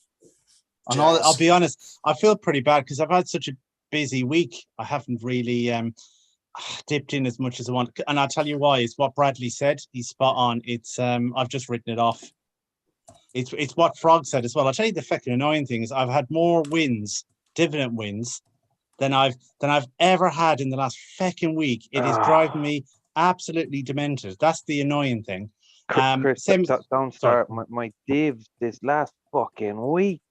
Domenico Berardi. I didn't even know I had that prick still. Like, Upamecano, like, Upamecano, Harry Kane with media, fucking Karim Benzema is star man on a goal day today. It's killing me. It's fucking killing me. I've got players that can't even properly pronounce. Benenza Benani, who plays for, that's the best I can do, Borussia Mönchengladbach. I can pronounce the clubs, but not the people. It's fucking mental. And it's what Frog says, is I've missed it, but I think Bradley's advice is really good. I think very easy for me to say, and it depends, maybe I'm a bit older your age, but try and detach yourself from it as much as possible. It's all a bonus now. Richie made a great point as well. Sorry, Richie, to piggyback on it, but I was the same as you. I wrote it off when IS happened. And I think when I say I lost that 10,000, there was probably about 20 players that I couldn't sell because there was no price in them. And there hasn't been a price for a year. And I think that was one of the things that really grated with me for a long time with the index. And I've lost my love for it for a long time, even before this happened, to be honest. Go on, Rich, sorry. No. Sorry, I thought you were pausing. Keep going. I'm very sorry. Keep going. That's it. Just to say, I think Stu asked my opinion. I think what Bradley said is spot on. What the lads said, just to echo, you have to try and detach yourself from it. I'm not giving legal advice. We're in a difficult position. We're all speculating. I think it's something Frog said is a really good way to look at it. It's better to have 20 quid of something than 0 of nothing. So I think, what really have you got to lose from a legal point of view? I also think, if we are maybe to talk about it later, guys, and I don't want to take the positive, but if it ever got resurrected in any shape or form, what would the value of our portfolio really be as well? You know, if we're, again, I'm not building hope up for anybody, but maybe tonight it's been good listening to you guys. I think money back is probably the best option now. And I think if that's the case, we need to band together as strength in numbers. And then try and detach yourself from it as much as possible. And hopefully in a year's time or 6 months, because it will take a while, guys, this is going to take a long time. If you go back to Bradley's point, there's either going to be a legal case against FI. Well, FI won't really be much of an entity as a legal entity to kind of pursue. Then if you go after the Gambling Commission, Jesus Christ, that's gonna take a long, long time. Can you imagine? It's a public body, so you can imagine the legal firm that they will have representing them. And to save face, it's going to take ages, guys. So please try and detach yourself as much as possible. It's nobody's fault. It's not your fault. It's like that guy's article today. He was going, I lost. I feel stupid. And I think that's a message a lot of people are echoing. I feel stupid. You don't need to feel stupid. This happens over and over. I won't bore anyone, but in Holland, in like the 16th century, they had a tulip craze. Oh, the tulips, yes. The tulip craze, where people were buying tulips to begin with for 100 quid. Then people were mortgaging their houses. And obviously the market fell away because people were shysters. They started doing different colored tulips, all this kind of stuff. And again, it's human nature. We all get caught up in things. We're all very intelligent. Like, it's great. You 5 guys as well, and I'll let you come in, Richie. All very intelligent people. I don't care if you've lost 1,500 or you've lost 100,000. We all were down the same road. We all wanted to believe in something so much, and we all got stung at the end of it. No matter who you are, your background, your working class, upper class, whatever it is, this is nobody's fault. But all I wanted to bore people is 2 answers: is it criminality or is it incompetence? My personal hunch is it's definitely incompetence, because it's the arrogance of that man. I just could tell that they didn't look at the figures, they didn't look at the models. My bravado, my marketing skills, this is going to the moon. And I suppose that's the thing in retrospect also, guys, take the lessons from this. If something sounds too good to be true, then it probably is too good to be true. And sorry, Richie, I've talked too much, far ahead. No, it was me. And Chris, you have me worried there. I'm just listening. At your age, Chris, will you do me a favor? If this is going to drag on so long, would you put in your will that I get your FI cash back? Would that be all right? I've already done it. I told the wife earlier. It was a difficult conversation, Richie, but I said it's for the better good. Richie pulls a fantastic point. Good. No, but everything you said there, I just wanted to come in on the IS thing. The reason why I was saying that, people say, well, why did you stay in it then? If you knew it wasn't that I knew, it was that I was so fucking far down on some of these players because of the IS. There was no point. And at that stage, I just looked at it, in for a penny, in for a pound with some of them. And I was going to sit on this thing and whether it was going to succeed. everything would be brilliant, or if it was going to crash, it was going to crash. I've lost similar enough to yourself, Chris. So it's not that I've lost small money or that I have loads of money, because I fucking don't. But it's just been for me such a long period of time now where I've and then the IPD thing, like I mentioned there, I have Benzema. I've had him since the 5-time divs, and I was just looking for a moment to get out, and then the fuckers pull IPD. Sure, you know, Pep, Benzema, all these goal scorers, they a third of their price overnight. They announce it at 2 o'clock in the day. Sure, how can you get near your laptop or anything when you're working? You know, it's just things like that. So people, it's been building. So I've just had so much time over the last, year looking at things like that, saying, I don't think I'm getting this money back. We all believe, and that was the greatest trick FI ever pulled on us, was that we fucking fell it. It's like the missus that's always cheating on you, but you believe she's not, like, you tell yourself, no. They just happened to be there that night together. No, there was nothing going on. But we knew fucking all along that FI was being rammed rightly by someone else. And it's come home to roost now. But so that's why like I'm so okay with it, because it's been a while for me that I haven't been able to get out the way I've wanted to, and I have very much had the attitude in for a penny, in for a pound. Okay. But I suppose that's about it at the moment. it is important. Like nobody saw this coming. I mean, I'm very risk averse, and I was, love the platform, but also highly skeptical about it. And the weekend before this all happened, stuck like 350 quid in the platform, and then looked at it there, looked at a few of the players, and then just went, no, I can't do this, and pulled the 350 quid back out again. But it was just, that was how close it was for me, just going, in for, and I'm the sort of person where if I put that kind of money in, 2 days later, I'll put like another grand down. That's the way it sort of runs. And so, even at the 11th hour, I was still thinking, wow, I know they've just, stomped on our crotch and everything, and they dropped the dividends and everything, but surely now it's all crashed a bit. There's got to be some value in there somewhere again, and then we'll build again and all that sort of thing. So, there was so many people were just looking at it of like, yes, it's painful, and I do think we're all a bit addicted to it. I do generally think it's like an addiction. 100%. We're mad about it. We're even sorry, just to not hog the mic, but even what you were saying there, because it was in the comments, I wanted to just mention it. People were asking, what about bids? Have they cancelled? That they haven't, and it's to come on your things, Stu, because even when the divs were dropped, right, and I was saying, do you know what? Okay, divs are dropped, but this thing isn't dead yet. There's a chance that we all talked about. Are they doing it to globally drop the prices, and then the product rises from the Phoenix, etc., etc.? I put in a shitload of bids because I still, even after that shitty announcement, thought that, you know what, there's still life in this thing, and you're in it till the end, no matter what. Now all my money is trapped in bids. I can't even cancel the fucking things at the minute. That's another aspect. I don't know if Bradley can comment on that, but how does that work? Are they going to cancel them at some stage, or what's the crack? I don't know. So obviously betting suspended on the platform. I assume once they lift that, you could probably use the functionality in the app as normal. So I assume, this is again assuming, but everything that's in your cash balance, because they've been continued to pay them, I assume that you can pull them back out. But I don't know. I would assume if it's in your cash balance, you can pull that out, right?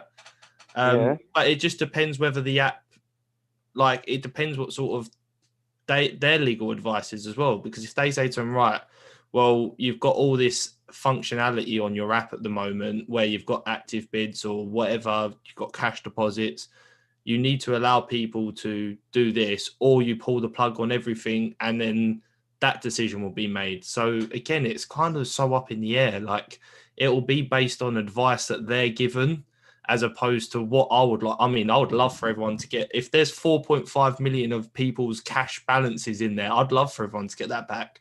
But that, again, that'll be based on legal advice that they're given, saying, right, well, do you know what? You can't afford to do this. This is your current liability if you to go into administration, say stage 3 tomorrow or whatever, insolvency. So I don't really know, to be honest with you, Richie. Yeah, it's a funny, and now it's a couple of £100, like overall, it's nothing to my port, but still, like 500 quid it's in no man's land. It's not in FI coffers. It's not in mine. It's just as well to summarize the state of play. I put in for, I think it was 200 of them. I got 33 of them matched. So there's obviously the rest outstanding. It was Joshua Kimmich, and it was at 15p, and I got 33 of them matched. It's mad. Yeah, like it's if the game ever starts up again, you're just like a buy price on Kimmich at 33p, or at 15p. Like it's a sad state of affairs. I'm feeling like the odd one out in this group at the moment.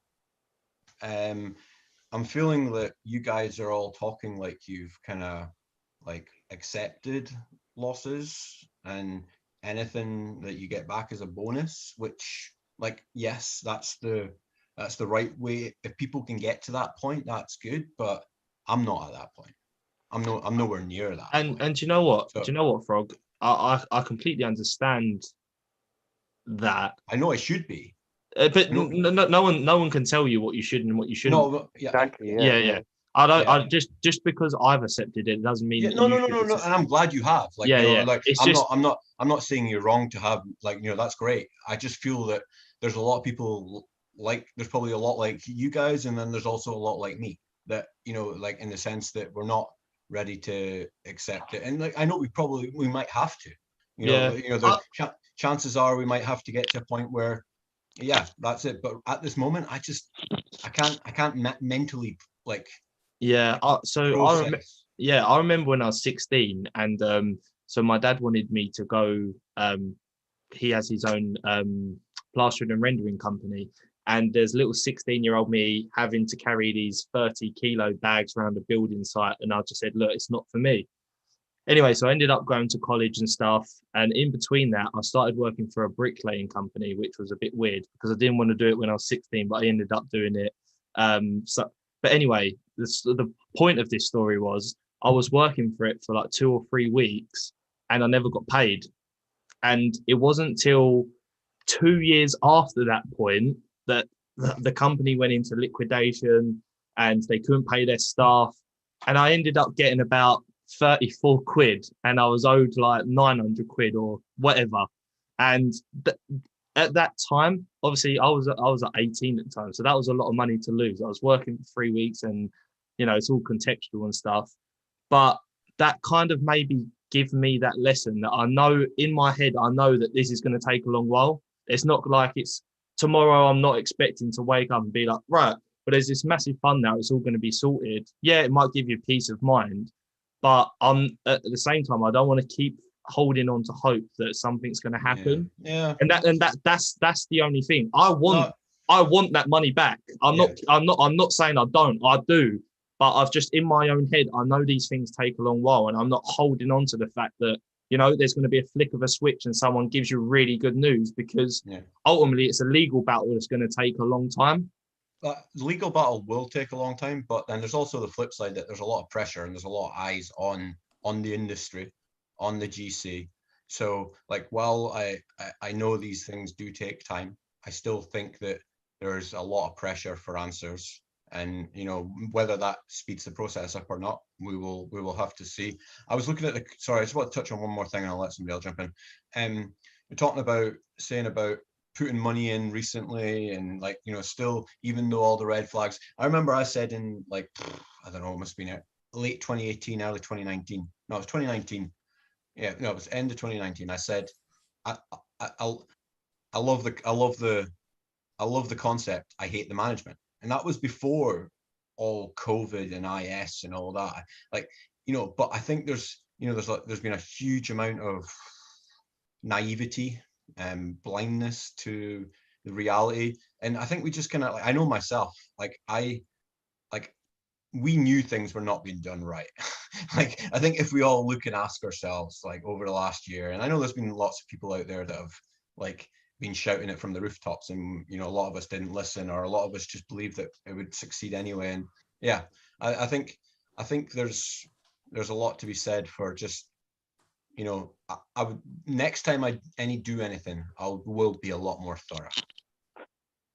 Yeah. Yeah, for sure. And even if I could just come back to Frog's 2 points ago, because I think he made it really, really well. I'm quite open, so I don't really mind. I'd like to put a bit of context on it, because if I was sitting listening to this and you think, oh, who are those cocks on Stu's pod, and they're okay with it, they're all fine with it, they must have all this or they must have all that. I'm a single father, I'm in my early 30s, and I'm a school teacher, and I've put quite several thousand into this platform. So it's not like people are sitting at home and they're like, fuck me, he probably does this or he probably does that. Not at all. It's not great. It really, really isn't. I'm early 30s, single father, and well, people can guess the school teacher salary. So it's just more of a mental state, because I probably couldn't be in a situation where I think about it every morning or every day. For my daughter, for plenty of things to do with that. So for you, Frog, it's in no way being like, oh, I'm blasé about it. Not at all, mate. No, I didn't think that. No. And Bradley nailed it. He said, look, Frog, no one can tell you how you feel, and no one can tell how I feel. Everyone has to deal with this, and that's kind of the message I want to everyone listening to this. If I'm here making jokes or whatever, and you're like, how the fuck can you do that? If you don't feel like that, you don't have to feel like that. And it's similar for people that are like having the crack about it. If they want to feel like that, you know, because and again, I just wanted to put some context onto my situation and say that, yeah, do you know what? My dad was on to me for 2 fucking years that this was bullshit, this was fucking bollocks, and he's an accountant himself, and he was on to me about how, until you have money in the bank, Richie, stop telling me you've made this or you've made that. You've made nothing until you have. And I was like, Dad, if I'm banking stuff, I'm actually wasting my time, because there's so much opportunity with money in there. I can make more. I'm not going to bank stuff. I'm losing ROI if I'm banking stuff. And yeah, like again, Frog, your last point there again, unbelievable. Like even things down to players' names and clubs and date of birth not being right. I'm sorry, but I was putting like 14, 15 hours a day into this product. If I worked at that company, the things that would have been done, and it goes for you, Frog, for you, Bradley, for you, Stu, and Chris. If some of us were working in this company, the website would have looked like it was something from futuristic times. And how these people who were responsible for this couldn't get things like that right. The warning signs were all there. We were just so addicted and in love with this product, you know. Yeah, absolutely. Yeah, and I didn't say you were blasé. I think it's just a process. It's like a process of mourning. You know, like you've kind of got to work through it. And some people will be able to do it quicker, some people will be able to do it better. And like, you know, for me personally, there's like other external factors in terms of like, you know, if you'd asked me 12 months ago, would I be here? I had a pot of savings, I had a pot in FI, and I had a very good job. Now I lost my job, my savings dwindled, and I don't have FI.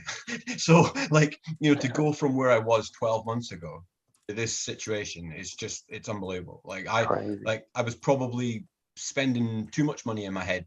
Not that I, you know, like I just had big plans and big goals, and that's the loss. So there's the loss of the gain, which hurts. There's the loss of the money, but there's also the loss of the plans, the future, the goals. And that's not just all my money on FI. It's like it's there's other factors here, like I just said about jobs and stuff. So you know, that's why this process is quite hard for me personally, and I'm sure there's other people out there with like the guy that had his retirement money in it, and you know, like all these things. There's so many, but it's a process to get to work through, and it'll take longer for us, for some.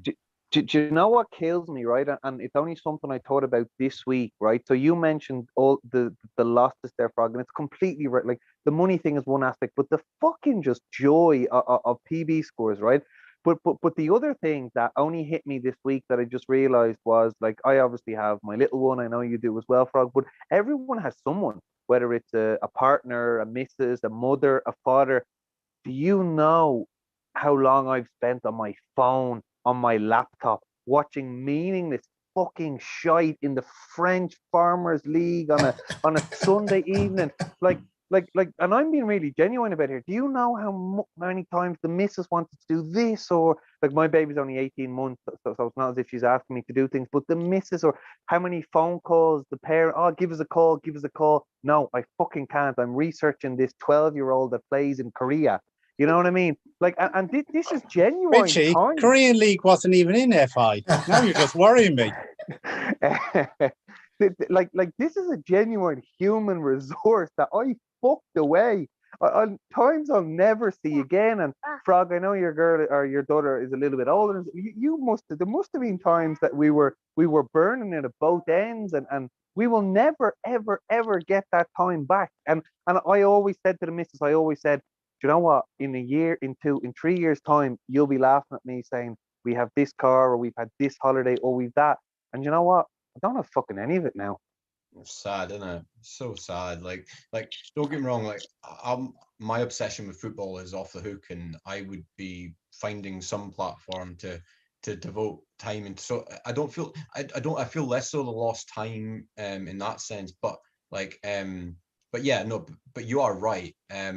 Like all the hours, and I remember I was talking about it the other day with a couple of mates. Like, I worked night shift offshore, and I used to work night shift, and then I'd probably sleep like 3 hours because of FI stuff. Yeah. I've probably taken years off my life because of the lack of sleep, because of trying to like work 12 hours a day for 3 weeks in a row and be in control of FI. So yeah, it's unbelievable. I can remember a specific night. We put the baby to bed, and the missus had cooked the dinner, right? And we sat down in front of the TV, just, we're having a dinner. We hadn't really had much together for a while with, obviously, the baby. I somehow winged that we would watch a Sevilla Europa League game, right? And it was all because I had just bought that fucker, Joan Jordan, right? It was against like it was horrific. They were winning like 4 or 5-0. The pitch was like a potato field. It was only after about 60 minutes that she turned to me and said, why on the only night we spent together this week are we watching this shit? Like, and I'm sure everyone has so many of those stories where they're on their phone or they're doing whatever. And I know it because people have said it to me over the years, like the time that we've lost to this product, like just stupidly. But we loved it. I swear I nearly got knocked down twice in London because when them feckin' announcements came out with like a bonus offer, you'd be fecking on there at 5 o'clock. This is old school. Frog been around there. Maybe you as well, Richie. Like, you'd get in as quick as possible, buy Messi, then the feckin' you can get internet. You'd be just like fucking walking around trying to buy as many players as possible. It became an absolute obsession. And just to say as well, Frog, again, just echo what you're not being blasé. I have an illness. And for me, my first emotion, and maybe it's my personality, is the anger. I have to be honest, the anger. My thing wasn't even mourning. It was just so angry at those fuckers to have screwed so many people over. And also, just to go back, it doesn't matter what your job is. We all work incredibly hard. A lot of us do jobs we don't want to do. I don't want to be a fucking accountant. Christ, honestly, I fucking hate it. I wasn't there with a calculator as a 5-year-old for Christmas, Although I did like boobs. That used to be brilliant. That'd knock off at least half an hour in school. But, we all work so hard for our money. And think that those bastards. And it's the fact I just don't respect them either. It's something that Frog said as well. I'll be transparent, guys. I've taken a lot of money out of Football Index over 2 or 3 years to put in the stock market. And I think, Frog and Richie, you've hit the nail on the head. A lot of stuff for me was just annoying things, like where it wouldn't feckin' refresh properly, or you get, could not action, or whatever, that stupid thing that used to keep coming up every 5 seconds. So, I've lost 10. I could have lost a lot more. And FI has helped a lot. Not sure if anyone's sharing the screen. Yeah, I'm sharing the screen just to show that's how I used to spend the season. Like, that's 3 games at once.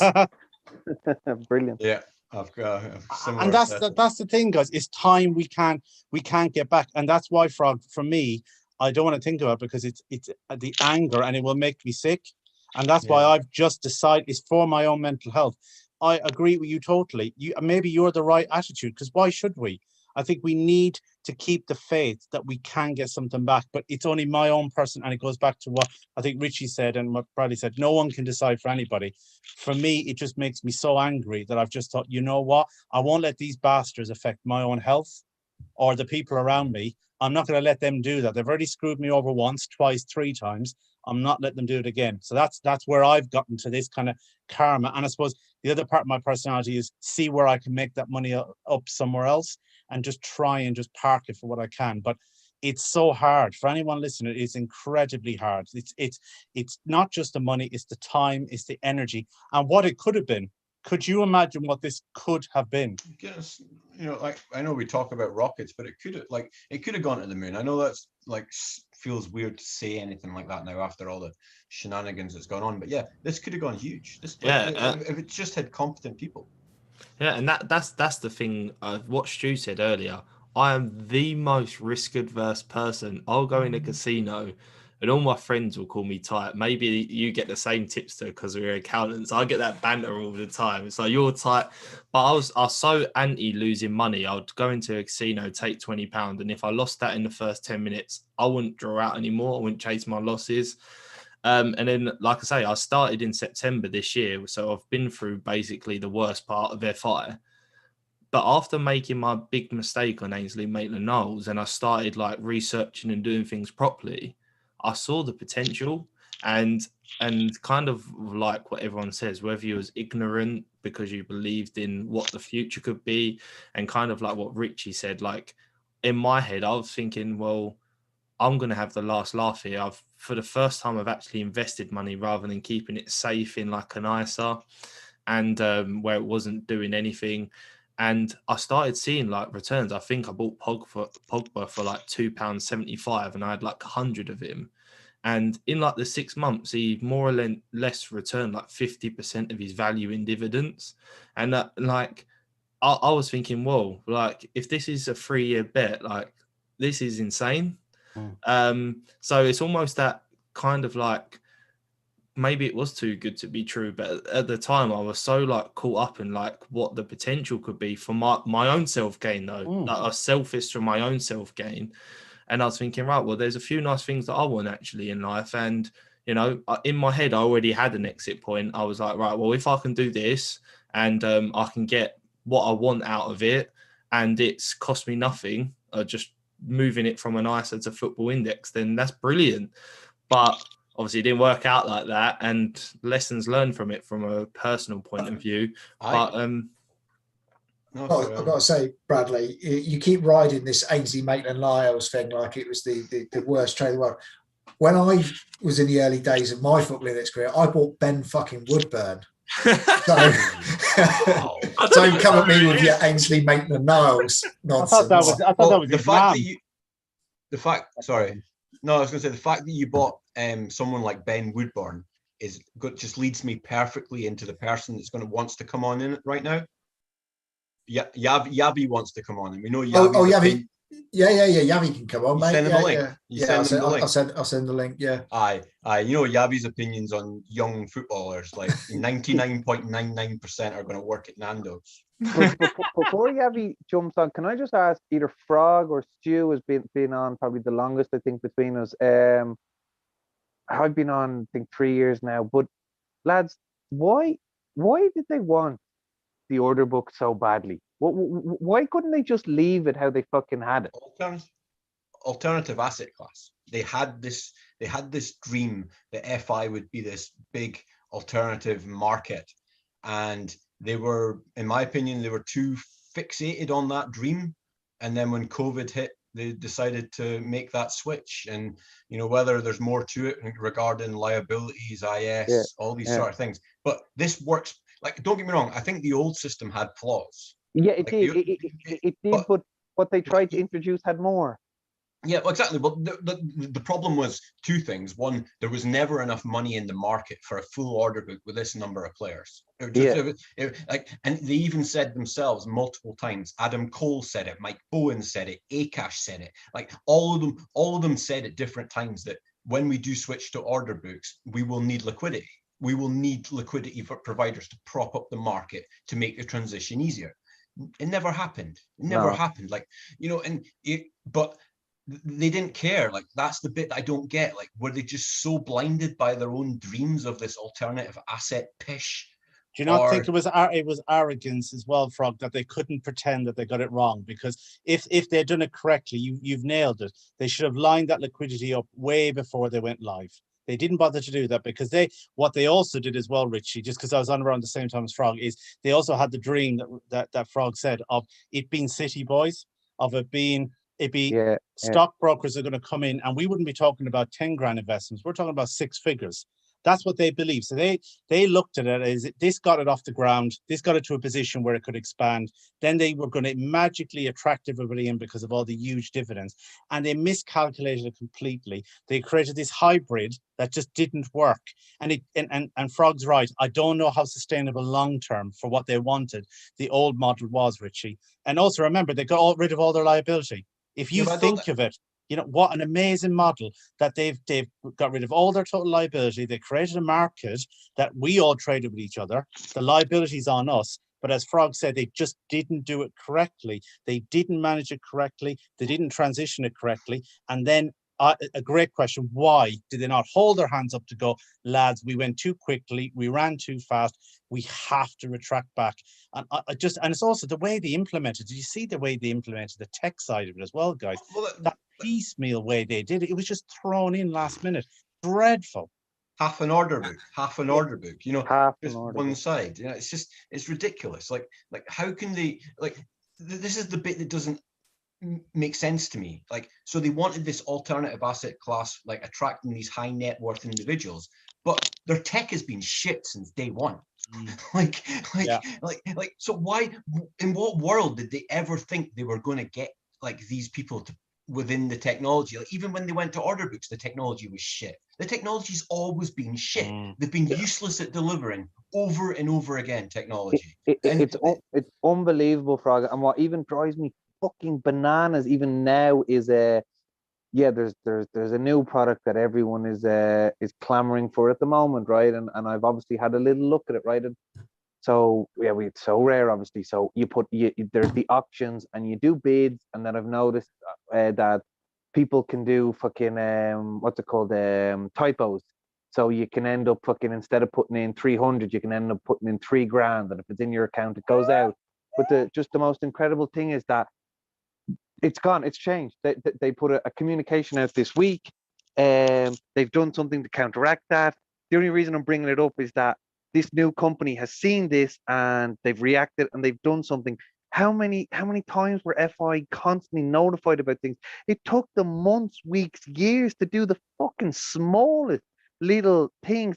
Honestly, I don't want to go in on about it too much because it is just so fucking annoying. I think a child could have ran the website better than how they did. On that, I mean, like, people keep talking about order books in relation to COVID. I think it's important everyone remembers that they started talking about order books like at least 6, if not 9 months before COVID was even in China or even talked about in the slightest possible way. This was something that was on the cards for months and months and months and months. It didn't come out of the blue, and that's kind of makes it even worse for how shittily implemented it was, is the fact that they were talking about doing it for like 6 to 9 months before they even did phase 1 of it. And that was plenty of time to go, if they were that desperate to go down that path, to get all of that lined up, so when you actually turned it on, it was all ready, basically, rather than just like, oh shit, panic, hit the red button. And I'm tired of that COVID red herring. Nothing got to do with it. And most of us, if we have a gambling companies have done great during COVID. If you look in America, the companies like DraftKings and that as well, they're just rocketing. It was a great opportunity for them. Like, this was an ideal opportunity. Fair enough, the Euros, I can see that maybe having a bit of an impact on them. Would that be moved? But again, ridiculous. And look, at not just saying because he's on, but Frog, anytime I've been on Frog or I've listened to him on, not mentioned John, but John's, you've always mentioned the IT. It's one of my pet hates. It's like, it's just the frustration of it. It's just, you tell people about this project and they go, oh man, do you know what I mean? Jesus, yeah, it looks a bit complicated. It was always the thing I got from friends. Looks complicated. And actually, God, the tech is shocking. It keeps crashing. Those little things that they just didn't put the time and energy into. Again, it's just, look, it's too late now, but it just feeds into this kind of narrative that they either didn't care, it was lazy, it was slapdash. And I think the good thing from this is we all need to take the learnings. I think something Frog said as well, try and learn from what's happened. And I think you said do more due diligence, whatever you said, the way you put it, Frog, as well, you know, look into things more. I think that's the one thing as well. Let's try and take the lessons from it, you know, because the warning signs were there a little bit, you're right. But Jesus, guys, like the way that they implemented that order book and the IS stuff as well, if you think of it, to change a bet on somebody like that overnight. And I always wonder why like I was up in uproar over it. Like for me, it died a little bit then, because I just thought it's just a fundamental inconsideration of your customers. You don't care. Another thing for me as well, guys, is when I started very early, the customer service was amazing. Customer service on Football Index has been atrocious for 2.5 years. You could just tell it was a generic, you know, tick a box. There was no personality. They didn't really care about customers. And again, I think that feeds into the narrative around the IT as well. How many times have we mentioned it? It's not just saying Frog, everybody, Twitter. How many times have we sent up screenshots? Just didn't care. Stu?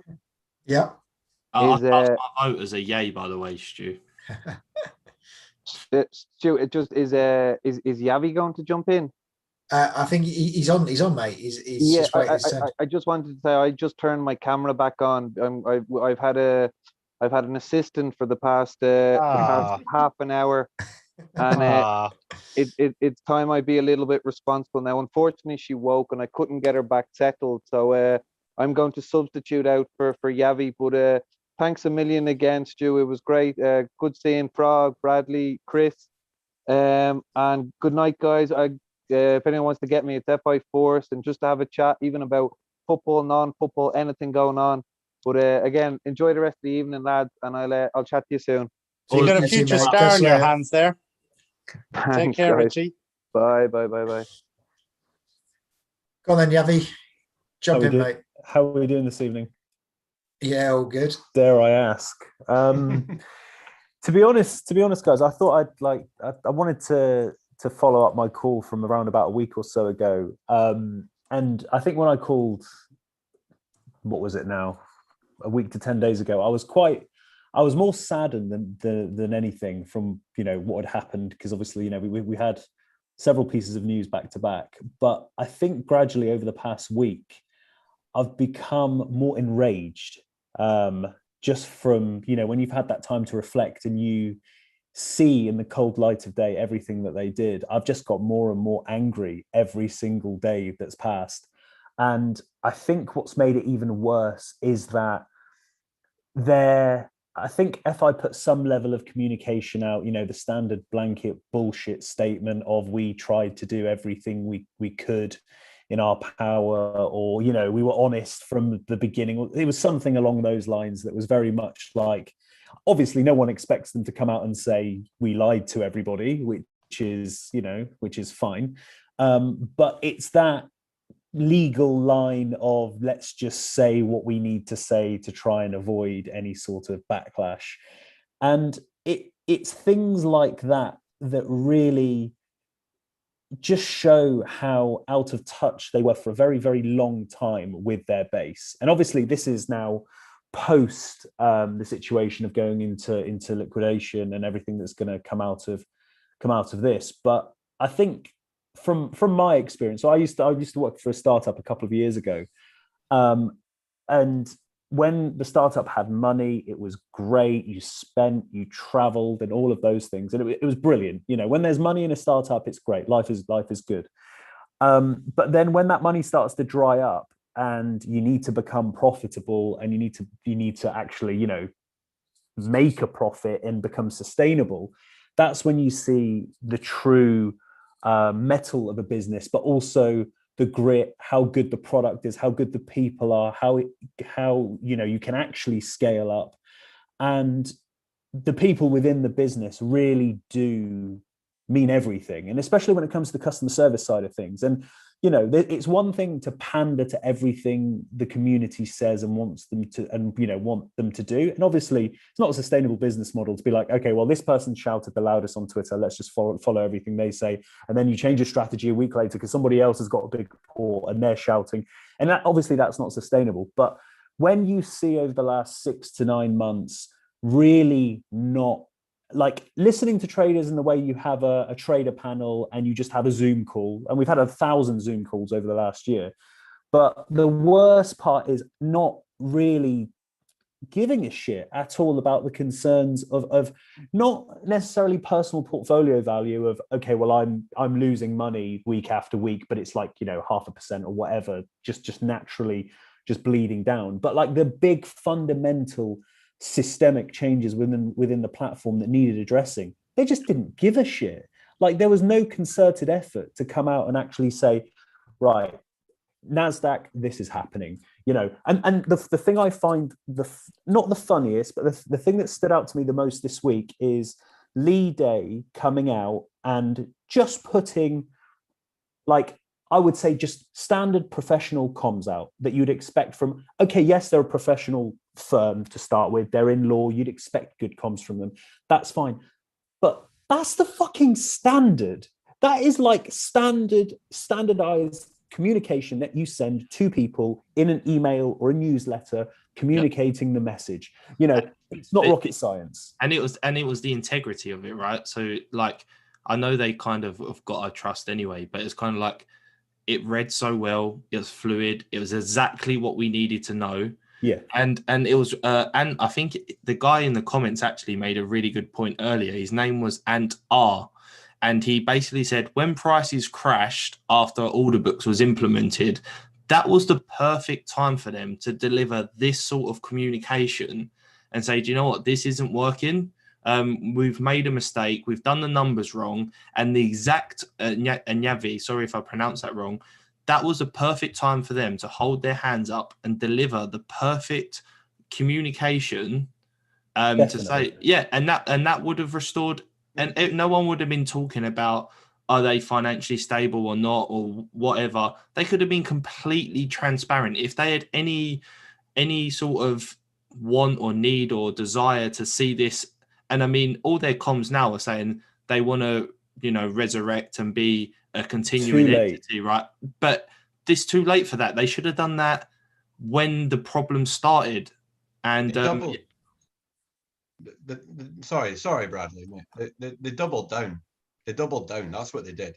Like when they started making mistakes, they just doubled down. And even worse to that, the amount of interactions I've seen between, emails and DM, like private messages with customer support and senior account managers, the amount of time where things are going wrong based on the decisions they've made, and they're trying to flip it around on traders' behavior, like until the end, even until the end of last week, still the same thing.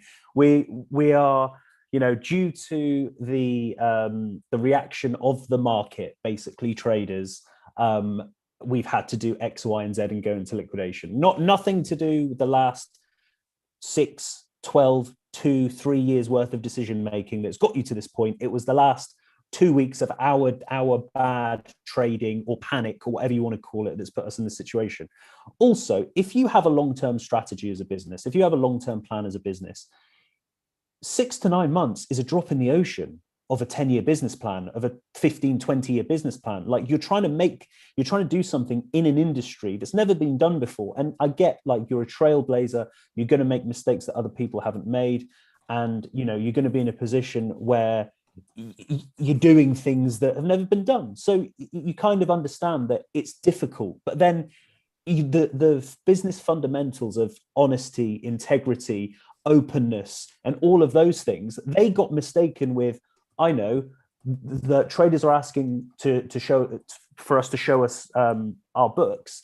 We're not going to do that. But let's be honest, no one is going to expect FI to say, right, this is how much exactly to the penny we spent, this is how much we made. Just the integrity of the things that you're implementing on a weekly, monthly, bi-yearly, yearly basis is enough for us to see you're making progress as a business. Don't come out and just delay. And to be honest, I said this a long time ago, that the delays were because they were either not being able to get it done, or they were running out of money, or something was going on in the business. Because if it falls down into two pieces for me, either you can't do it and it's fine, because I think we as traders, obviously we like to make money, but we loved the platform, we love the concept. The last 2 weekends have been shit. I haven't seen a football match for the last 2 weeks. I couldn't give a shit. Like the Manchester Derby was last week. I just, didn't care at all. And it's like, you had that.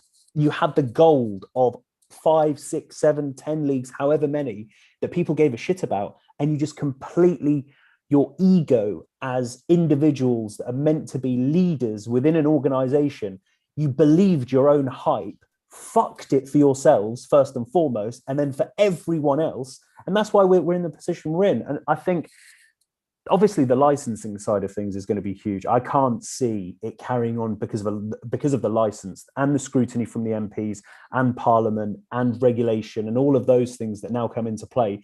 Even if it does survive, people are so pissed off that obviously all of the current leadership would have to go. And then unless if you get some seriously big names in the industry come in to stabilize the ship, put in a shed load of money, like tens of millions of pounds, to then have a chance of being able to turn this round, I mean, it's a big ask, to be honest. I mean, that's the main thing, isn't it? Obviously, we all want the board's head on a pike, basically. So there is no viable way that this survives with them there. But then it becomes like, well, so who does run it then? Because is it they just promote somebody from within who's been there and been culpable for the same things, it just at a slightly more junior level? That's not going to give any solution to the problem. Or do they recruit in a CEO? Or who's doing the recruiting? Because is it just Mike's going to pull in his nearest and dearest mate who's going to act as a proxy CEO for him to continue to run it through him? There's all these things. And I love this platform. I love using this platform. Everyone keeps saying they want to use this platform, but even under that leadership gone, the trust, how do we rebuild that trust, and how do we regain that trust to invest in the way, even half of what we were doing, sort of thing? It's going to be very difficult to regain that trust. Now, maybe that's where the addiction side of things will help them out, in the sense that we all know better, but we love the product so much that maybe we'll just rope ourselves back into it just through our own love of the product. But I don't know. I honestly don't know. The only way this, I'm not expecting it, but the only way this could ever be reborn is with completely different ownership. Yes. If they sold what they have left onto someone else, I made a tweet last week about DraftKings. DraftKings sitting with 1.8 billion in the bank, asking them if they fancy a wee buyout, but that's the only way. There's no way this could ever survive with any of those lot still there. It would have to be, here's the keys to a competent, proven industry leader. And I'm not expecting that at all because of everything that's gone on, but that's the only way. There's no way these Muppets, cowboys, it takes a special kind of stupid to fuck this up. It really does. It would make more sense if they have robbed us than if they've just fucked it, because we have been screwed over multiple times, over and over. We've been let down. We've had dodgy tech. We've been lied to, and we still kept coming back for more. It's But do you not think, Frog, that's why they just got away with it, the scumbags, that they took absolutely. advantage completely? Because you're right. But it's if a you false go, economy, Tipster, though. It's a false sorry, economy. Like they, if they just done it properly, they could have been living a high life for the next fucking 10, 20, 30 years. 100%. And I think it's their ego. I think the ego so comes across. It's all started with the rockets when they took the IS off, which was just a rub. It's the fact when they got rid of the big thing for me, guys, where I always agree with you, Frog. I think it's just how could they fuck it up? The one thing really annoyed me is when they got rid of IS and then they said it's because they wanted to expand into Germany. And I just thought, you're lying. That's a bare lie.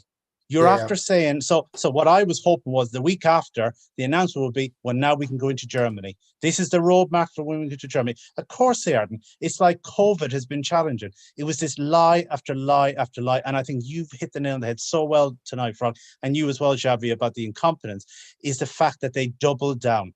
They are their own addictive gambler. They put their chips to get these city boys, which didn't happen. They put their chips that they could maybe drag us in with promotion after promotion. That didn't work. I also think, just not being born an accountant, Bradley might back me up. No matter who your company is, no offense, all of us, right, what's my mortgage? What's my outgoings? What's my own income? And Xavi's made a great point. They must have had a 5-year plan with a 5-year cash flow model.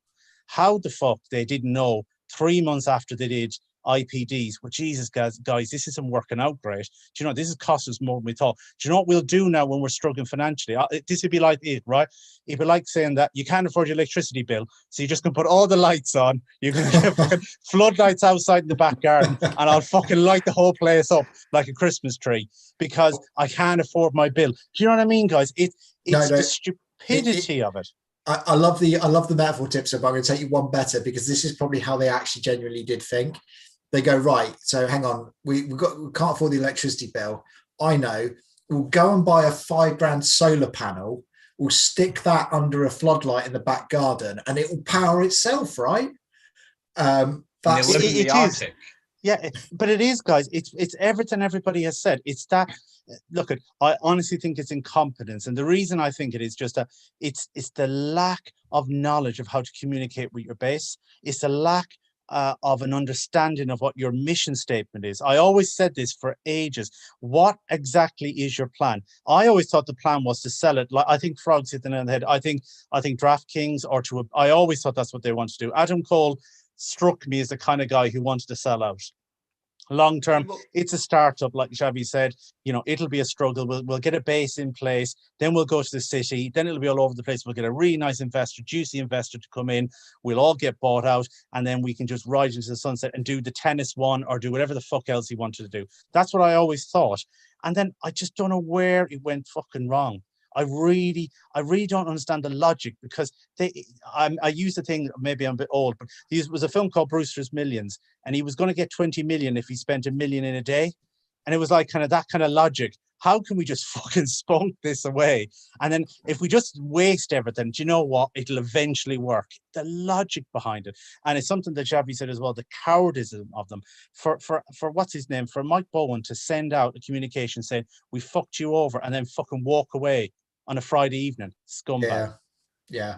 The thing is as well, the one thing that I'll add is that I think it began with stupidity and it ended with intent. The last 2 to 3 weeks of things that they did before they went into administration was intentional. You don't mint shares at £7 as an act of stupidity to then 5-10 days later go into administration, or you don't have a Q&A and then not set a time for the Q&A. I mean, can you imagine Jamie Dimon of JP Morgan coming out and saying, right, I'm going to address all of my investors. We're going to have a Q&A, but I don't know when it's going to be, but it's going to be in the next week or so. I mean, like, there's just the fundamentals of every act of professionalism that you would expect from an organization, even from a startup to top tier. It was just flawed in how they communicated and how they acted.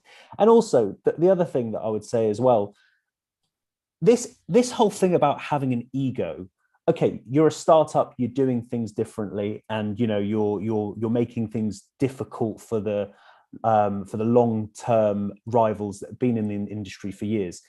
But you're still a baby. you're still 2-3 years in the industry. You've still done absolutely fuck all in comparison to Bet365, who turn over billions and billions every single year. Sky Bet, Ladbrokes, William Hill, like decades of running gambling like a mafia at 5-6 organizations. You've done nothing. You've been around for 2-3 years. Be humble, stay in your lane, improve your product, improve your communication, and branch out to the mainstream, slowly scale. Maybe not even slowly, because it's startup, it's hyper growth and all of those things. That's fine. And there's lots of VCs and venture capital funds looking to throw money at the next thing. But just the arrogance out of nothing, like you've done nothing yet. You managed to get your name in a fucking London cab. Well done. Anyone can do that. And that's the thing that really gets that's the thing that gets me, this arrogance from nothing. Yeah, no, absolutely. I'm on one tonight. Absolutely. Sorry, I'll jump in for a second. I just want to make a reference to a couple of comments. Apparently, Divi reckons that the market crashed due to reckless Pogba trading. Yavi for chief of marketing, says Jason Donovan. Sorry, and Adam was asking about bullets for AC, Mike Bowen, and Steve Bruce. It's tough choice. Medieval torture for all three. But yeah, sorry, I just wanted to make reference to the guys come. But you're bang on, Yav. You know what I mean? It's just fucking ridiculous. Pogba would be, if Pogba was king of the platform now, it'd still be going. That's all I'm going to say. I told you all to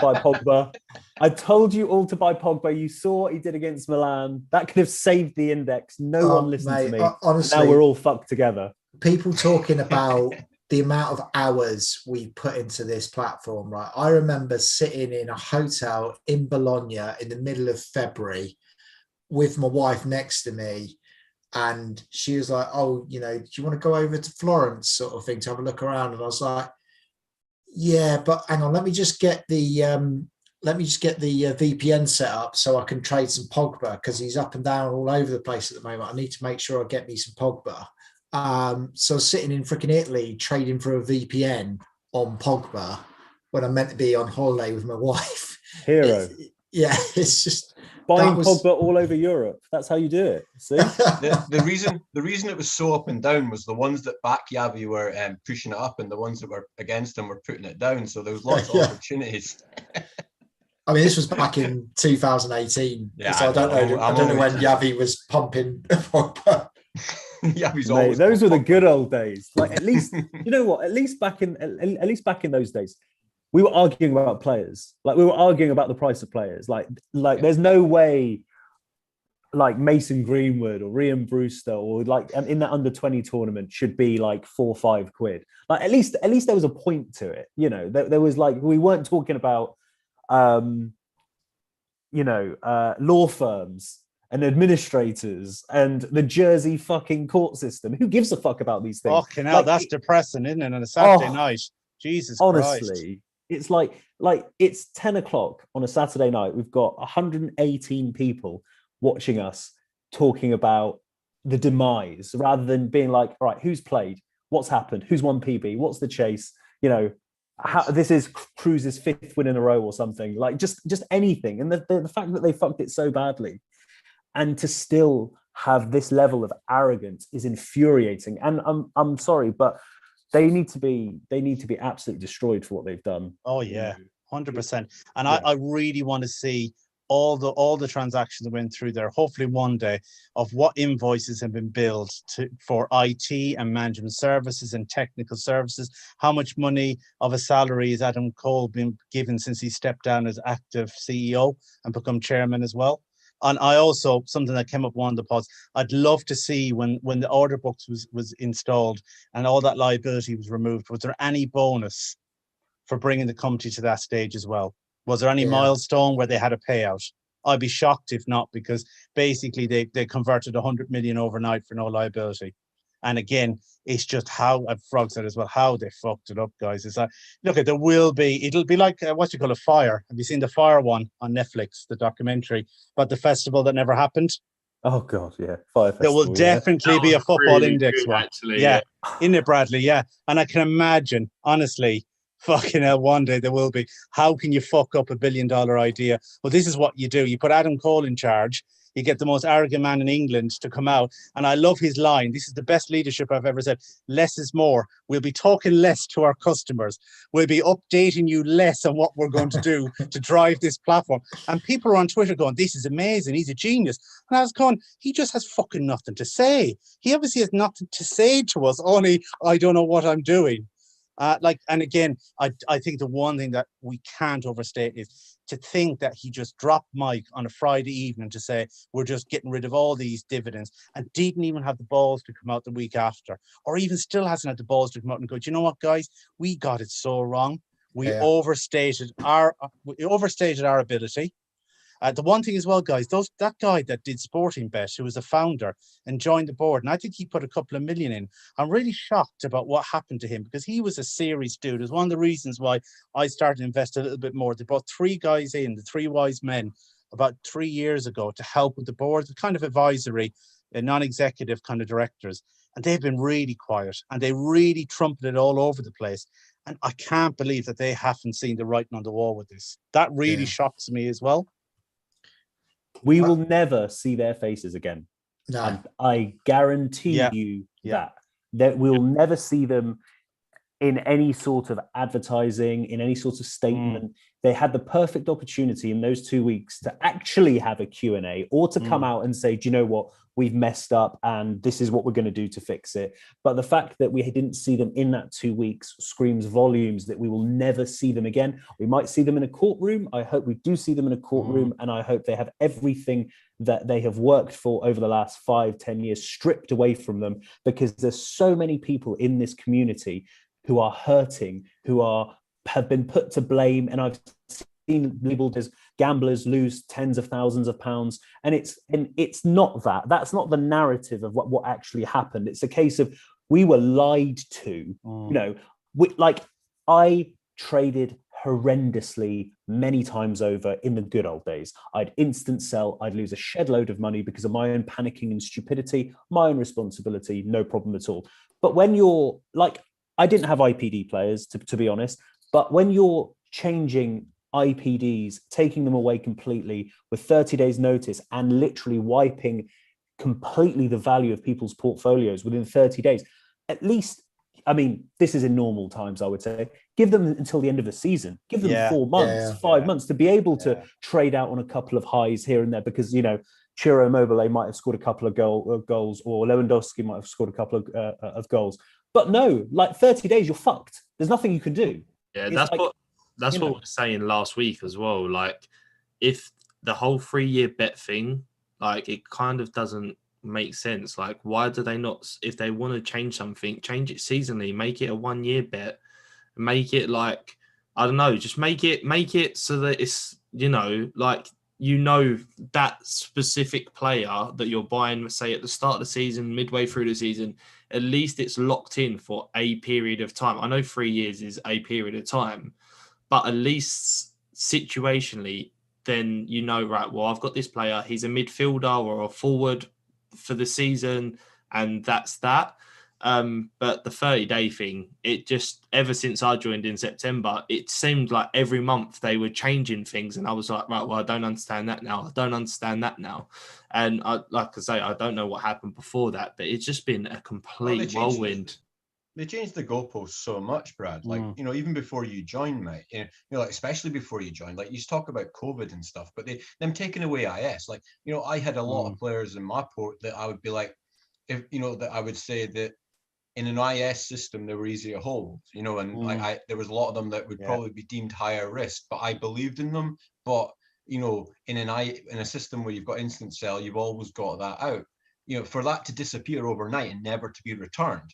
You know, that's the first blow. That's a massive blow. Absolute disgrace. And then it's the goalposts. It's the goalposts change all the time, Tipster. It's just like, and to be honest, I think things always changed, but I guess they were always changing in a way that they were growing and getting bigger until COVID. And then every change we've had since in the last year has pretty much been a negative, and it's just been compounding. But the goalposts changing, like, you know, like how can you sit there and offer like team of the month and match the extra, then take it away like in no time at all? Like, how can you do 5 times IPDs and double IPDs from 1p to 2p and then rip them out a few months later? Like, don't get me wrong, we can talk about the affordability of IPDs, and that's a valid discussion.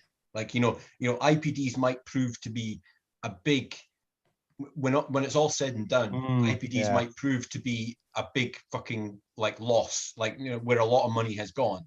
Like, I think we might find that. So like, while IPDs were great for engagement and great for the the quick fix, and like the not just the quick fix, it's just different ways of winning. It's just like in different ways of trading. But like the point of the matter is the changing goalposts. Like, they literally, how can you create any sort of market when you're constantly going to change things 24/7? It's a fucking joke. Because it's, again, poor leadership and no strategy, because it's throwing things at the wall to see what works. That's exactly, if you think of it, remember how it evolved. It was MB, and that was it, media buzz. Then they brought in PB. They fucked up PB so many times, they changed the matrix. A big one for me as well, guys, is I'm a riskier trader. They told me as well on an email that it will never go below the IPO price. So I was thinking, being a crafty old Irishman, I'll buy them. That's like the minimum risk. They'll never go below that. Then, as you said, Frog, they change IS completely. For me, IS was one of the biggest changes. The way they did it is what Bradley mentioned as well. For IPDs, just do it for the rest of the season, or even reduce it down to a penny. Reduce down straight away your liability and cut it in half IPD, or maybe cut it down by half and then get rid of it 2 or 3 months later. It's the fact that they just don't care. It's the fact that they just go, you know what, they'll accept anything. We'll just constantly keep changing it. And I think Javi was a really good summary. I still believe it's mostly incompetence, but definitely that the Sancho minting, the way that it was framed, look at the body language. I know he's an arrogant prick, and that stupid face, you really just want to smack him. Mike Bowen on that camera, he's trying to get his camera angle right. But if you were a new person coming in and you knew nothing about Football Index, and someone says, this is a Q&A, if you read that body language, it was only but positive. You only believe there's updates. There is not a hint that we're going to be dropping a bombshell, that we basically collapse the market. And then to come out and say that, well, your reaction to it, as Javi said, has really made it unsustainable. So the reaction of 24 hours to a very negative announcement when we're expecting a positive one has collapsed the market. Well, what kind of a market have you created? What kind of a company have you created? And what kind of a company lays out on a Friday evening and expects the market not to collapse? I mean, it's disgraceful. For me, what I don't also understand is how they've hemorrhaged the money. And I think it's something that you've said as well, Frog, is if it's hemorrhaged as much as I think as well, there's definitely something not kosher in there. There definitely is, because it doesn't make enough sense that there's not enough reserves. I always thought there was another year left. I thought the Euros was make and break. That was just me holding my hands up. I was pinning for the Euros. Maybe they would attract a load of people in. And also, guys, another thing just to open up is the big thing for me is new users. Forget about market makers. I never really cared about market makers. The liquidity came from users coming in. That's what built the platform. We all built it. We needed new money and new users. The marketing went off a cliff, I reckon, for 9 months. I remember announcements saying we're going to spend a load of money. Forget about the advertisement boards. There was a lot of other promotions they were doing. Remember the January where they brought people in and said you had a risk-free month or something like that. That really worked. And I was expecting something really big like that, not a gimmicky thing, something to engage people properly. And that just died off for the last year. I've seen nothing around. When 2 years ago, it was huge. So have they lost all this money ages ago? I honestly don't know, mate. I mean, it's something. Yeah, I was just going to give one quick announcement of a bit of glee and gallows humour. A bloke called Simon Alamendi, he was on East Hearts Radio today, and he had a brief chat about Football Index, and he managed to get them to play the Divi Rascal American Pie, sung by one of the community. So they got, I don't know if they got the full song in, but they certainly got a couple of bits of it, and it's on that chap's Twitter. I'll put a link down here he's put the link to the clip for it, so people can go out and listen to that later, and that should hopefully put a bit of a smile on people's faces, because that'd be a good laugh. Now that you said Divi, I just want to say something before I forget. Divi made a tweet today about people chasing money, and it's really pretty true. Like, I was speaking to him about how people will always like try to find different things to engage with and stuff, but there is a very valid point that Divi was making there about people not like trying to rush into anything else, and just like, you know. And I'm sorry to jump in on you, Stu. It's just because you said Divi, it reminded me. But yeah, that song was class. Like, well done. No, honestly, mate, that's one of the main things I actually wanted to talk about at some point this evening, is that I think that we have to be very careful as a community right now, because I think we're a very vulnerable bunch for a get rich quick scheme of some description, or a this is the next FI type product. And I haven't looked at So Rare. So Rare might be the most amazing thing since sliced bread, and it might be fantastic. And I know there's people I know that use it and stuff, and they're having a great time with it. But I think we all need to be very cautious with where our heads are at the moment before we go and dive deep into something else, either chasing the losses we've got from FI, or just trying to find the next thing that is going to be that next FI. Because it is so easy for people to you know, pounce on us at the moment and go, hey, you've just been burnt like this. Well, you know, check out eToro, or check out So Rare, or check out Footstock, or check out changing the shares. I made like 10 grand this year on trading the shares and stuff like that. You know, yes, you can make money in these things, but there's also still huge amounts of risk in all these different things. And it's taking the time to really do your homework and appreciate what that risk is before we just go and jump in it because somebody we know on Twitter has recommended it, and you know, I don't want to miss the boat on the next one because, you know, I got burnt on this one. So, you know, guys, just please take your time about these things, really think them through, really think the risk, and listen to the dissenting voices if there are any, and try and weigh it up in the round, so that you've got that covered. You don't make, you know, fall into a different trap effectively. To be to be honest, and for complete clarity, I put a tweet out earlier as to which new platform to join, and I had like a poll of like So Rare, Trading 212, eToro, and other. And I think obviously with the FI experience, whatever we decide to do to kind of fill that time now, the most important thing, I mean, me personally, I think the most important thing is to fill that time with doing something productive outside of being on a platform, trying to chase losses and make that money back. Because, you know, I've always found with gambling, the more you lose, the more you chase, the more you lose, and that cycle ends in a very, very bad place. What I would say is, and this is what I plan on doing. I mean, I'm on So Rare. I've not put any money in it. I've not even assigned my card to it. I'm just seeing what's going on with it. And I think the biggest thing is to just to tread carefully. Like, we've all got a lot of free time now, especially still being in lockdown and trying to find things that will, you know, get our attention and stuff like that. So I think that being very considered in what you join and what you do, and and to be honest with you, I think it kind of can go one of two ways. You'll either try and chase that loss depending on how big that FI loss is, or you'll be like, right, well, I'm not going to join anything for a very, very long time. And even in that, there's opportunity that's lost as well. So, I mean, it's kind of balancing it up with like firstly getting back to a mental equilibrium, if you like, where, you know, you can make decisions from a place of strength rather than a place of, you know, weakness and worry and concern and all of the things that everybody's been going through over the last couple of weeks. And once you get to there, then you've got a good springboard to make the right decisions and, you know, enjoy a new platform and make some money and, you know, hopefully not be lied to as much as we were. Which there's also the risk. I've spoke quite a lot about how, I know it sounds a little bit over dramatic, but you know, I've spoke to a lot of people, and I genuinely believe this, that like where I was when I found FI, I genuinely, like, it sounds dramatic, but like FI saved my life. Like, I know that might sound over dramatic to some, but it gave me that purpose, that focus, that enjoyment, and like from where I was in my life, and what I mean by that is gambling.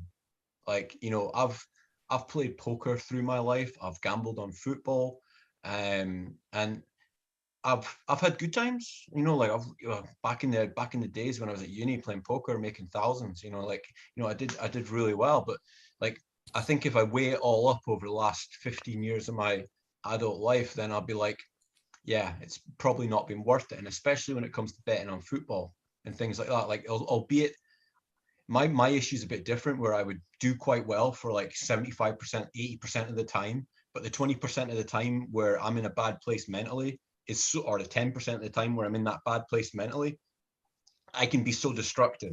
So like, let's say hypothetically, I could make £2,000 profit in a month. 10% when I'm in my bad place, because I struggle with my mental health, and I've been quite open about that. When I'm in my bad place, I can lose all that profit in like an hour, a day, you know?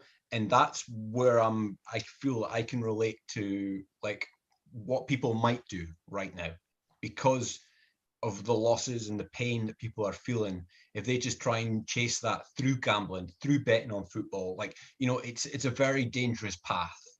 And like, you might, and chances are you're just going to compound your misery and make your situation even worse. So I just, you know, like, be very, please just like Yavi's saying and Stu's saying, and that, just, yeah, just take a breath. You know, we're in a shit place, but like, don't go and make it worse. Honestly, oh, sorry, just one quick thing. Honestly, Frog, like my life, I genuinely think my life could have been very different, barring one thing that happened to me when I was 19. So when I was 19, I joined one of these betting companies. That one of the ones that you had the Sky TV channel, because I was like, right, I'm gonna play roulette. And I don't trust them on an automated table, but I reckon that one that's on TV has got like slightly more legitimacy, that, you know, they are actually spinning the ball and it's actually hitting that number or whatever. So I signed up to one of these ones. It was one of those ones where it's like you put deposit 100 quid, you get 100 quid in. And at the time, like 100 quid was a lot of money for me. And I put it in, and I gambled with a quote strategy that I had developed for roulette. And I took that 100 quid and I got it up to £2,000. And I was fucking dancing through the streets and stuff. And I was like, right, I'm going to cash it out. I'm going to take my £2,000. Went to cash out. The small print comes up. Because you took our offer of deposit 100 quid, gain 100 quid or whatever, you've now got to gamble, play through this 50,000 times or whatever it was to get your money back. So I was like, fine. I hear your system. I'll play you through it. Played through it. I had a string of 16 blacks in a row, and I was doubling my bet each time on that string. And I think the last bet I put on was like 700 quid or something like that, and it lost. And that taught me a massive lesson in gambling, of no matter where you were with it or how you were, A, always read the fucking small print, because they're always trying to screw you, but B, just to be so careful with it, of, you know, things that seem like there's no way they can possibly happen, like 16 blacks in a row on a 50-50 spin, just seemed insane to me at that point. Though. But it happens. It absolutely happens. And that experience taught me to be so cautious of gambling in all its forms.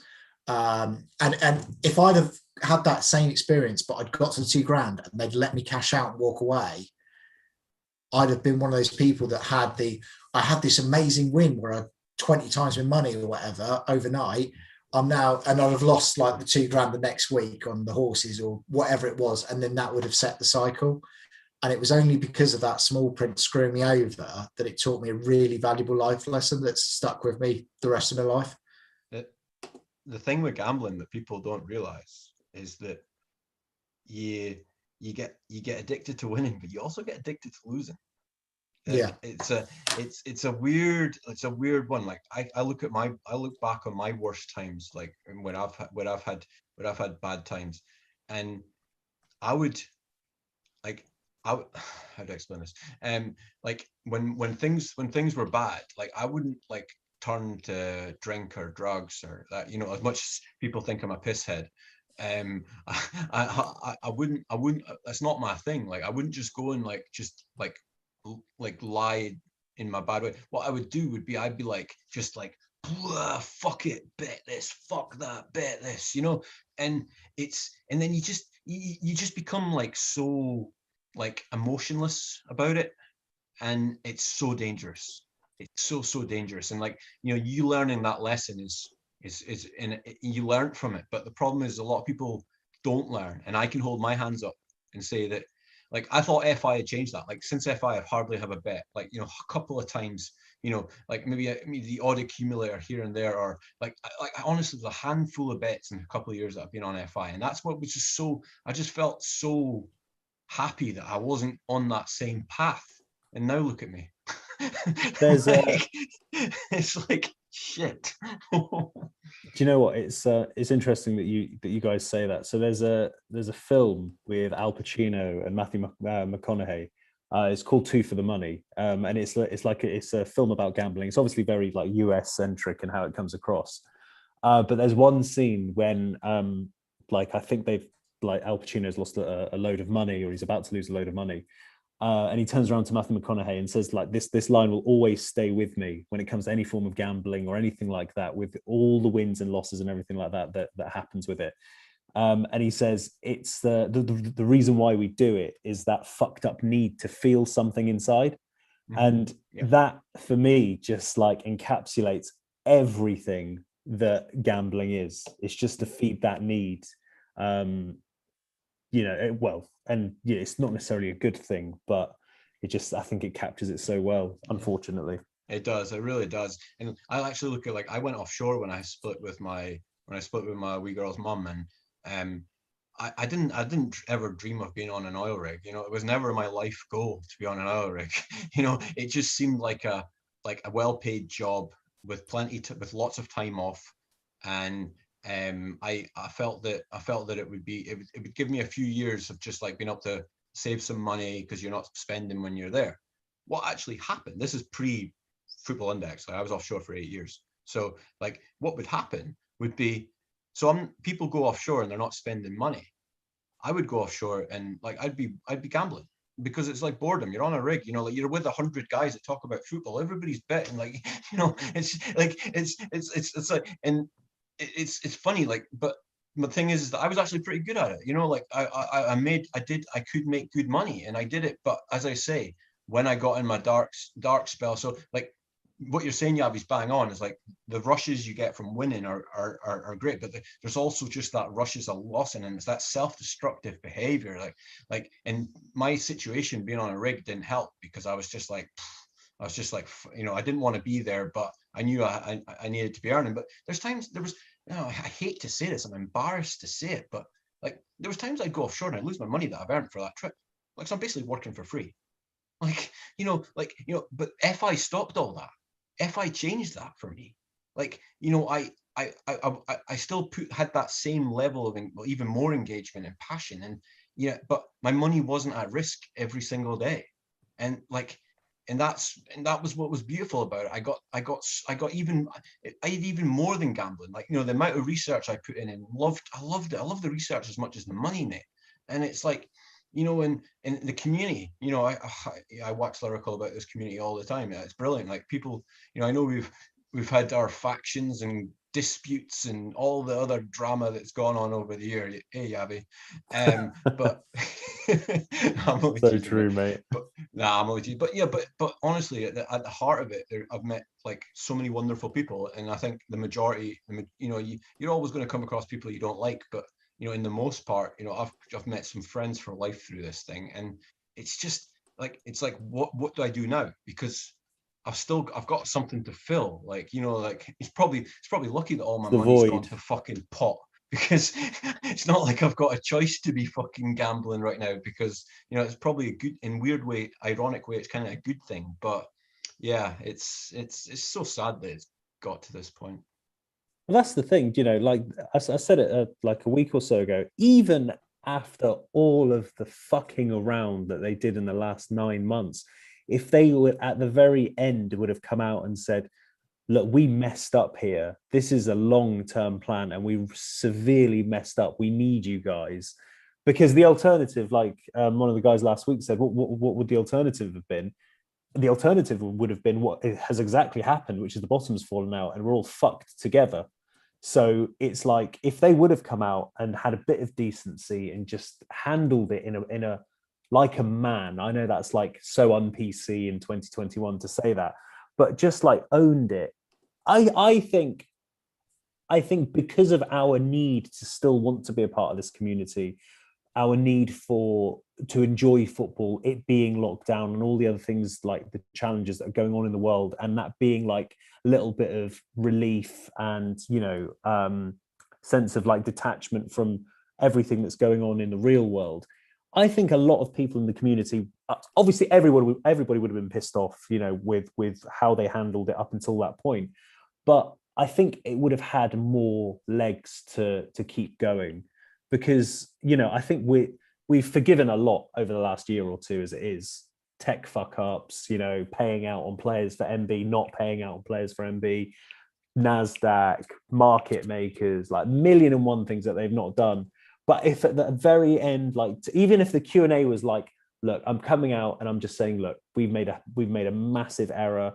We've done this and we just need to all stick together, and just not even necessarily give us anything for it. Like there's no loyalty or anything like that. But in terms of like keeping the platform alive and going and the enjoyment there, and like even if they had to, like in The Big Short, Michael Burry froze everybody's ability to be able to withdraw. I mean, obviously they've done that now, but not in a positive way. They've done it because we're all fucked. But if they would have done it to keep the platform alive and the best intention, then yeah, people would have been pissed off, but at least there would have been some level of comeback and hope. Whereas, like, it's gonna take so much to turn this around, and that's the saddest part. Like, I still speak to people in the community now who think there's hope. Me personally, I'm at peace with it, like with it dying. I mean, I wrote on Twitter yesterday that I want to see three things happen. I want to see people in the community, like number one priority, I want to see people in the community get their money back. I want to see Mike, Adam, and maybe I'm additionally harsh when I say this, I want to see every single person who's part of that organization held accountable from top to bottom. And maybe that's me being additionally harsh, but I don't give a shit. The SS took responsibility for what they did in Nazi Germany. That's the same thing for me. Maybe that's over the top, but that's just how it is. Number three, I would say that I want to see the platform try and come back if it can. But for me, it's our money back, accountability for the people who led us to where we are today. And if the platform survives, then it does. And if it doesn't, then I'm sure somebody else will pick up the idea and run with it. The one who, for me, seems to get away scot-free out of all this, and I think is equally culpable, but because he's a quiet, withdrawn individual, seems to go under the radar, is Kieran. Because he's been CTO and basically joint CEO since Mike stepped up. And as CTO, what has been the number one shit up of all the platform? The tech. So, yeah. You know, it feels like he is getting a very easy ride out of all of this compared to the other two, just because they were more egomaniacs and more in your face. I feel that he is definitely somebody that also needs to be held to account. They're all accountable. Being right at the top there, and, you know, failing with everything else. Also, can you clarify your what, please? The other thing that I'll say is that this is a startup of a handful of people, right? Whether it's 0 to 50, 50 to 100, 100 to 150, there's no way that there's more than 150 people within this business, right? We'll say that there's 100. This whole thing of ex-employees coming out, like recently ex-employees coming out and saying, I knew nothing about it. People in the largest organizations talk. You know, and obviously there's a lot more people to get through for information, especially confidential information to spread. But when you're in a startup, everybody knows everybody's business. Like, you know, you're telling me that the leadership of the business didn't speak to middle management. You're telling me middle management didn't speak to the bottom end. There is an impossibility that at least, at the very minimum, the leadership team and the middle management team didn't have some idea of the financial issues the business had. I don't buy it from anyone in that business. And also, what track record do we have of them being truthful? Why would we believe them? On the 10th of February, they come out and say that they're in a financially strong position. 2 to 3 weeks later, where the money's gone. And it's like, so you're okay, fine. Let's say we believe everything you say, okay? Let's say we're all fucking stupid and we believe everything you say. You lost 90 million in 3 weeks doing what? 90 million is one Pogba. I don't see Pogba playing for Football Index FC. So where's that money gone? That's it. I mean, that's all I can say. All right, Bradley, you've been quiet for a bit. Let's have your view while I water the plants. Not metaphorically, literally. Yeah, no, it's interesting actually listening to Yav. You're so articulate in the way that you say things actually. And I was kind of you wouldn't think so based on his Twitter, eh, Paul? And I was so in awe with actually what you're saying. And I kind of feel that like it is. I hate disagreeing without having something to say that's not agreeing, right? But I have to just agree. Like it's just listening to the fact that, you know, how can they lose such a high volume of money without any they have like I was saying this last week as well, like an internal accounting department. How are they? And maybe they were flagging it up, but they was like, right, well this week we've lost 20 million. Like, where's that gone? Like, are they not raising concerns to them? Pretty large amount of money as well. Exactly. And then, but it kind of touched, and just going back to what Frog said, it's probably going back to their own sort of arrogance where they was like, do you know what? That they can know about it. They can openly see all these things, but we're just ignoring it and we're choosing to ignore it because we know what's best for this. We have other intentions, you know, and again, this is all speculation, but they themselves knew what they were doing ultimately. And we're just left in lingo right now. And I can understand your frustrations and everyone's frustrations because we've just been kind of we've been conned. We've just been conned, yeah. We've just ultimately whether it started as something sinister, whether there are sinister elements from the beginning, from later, from whenever, even if there's not sinister, we've still been conned in the sense that we've been lied to over and over. Like we even told weeks ago that they were in the strongest financial position ever. Exactly. You know?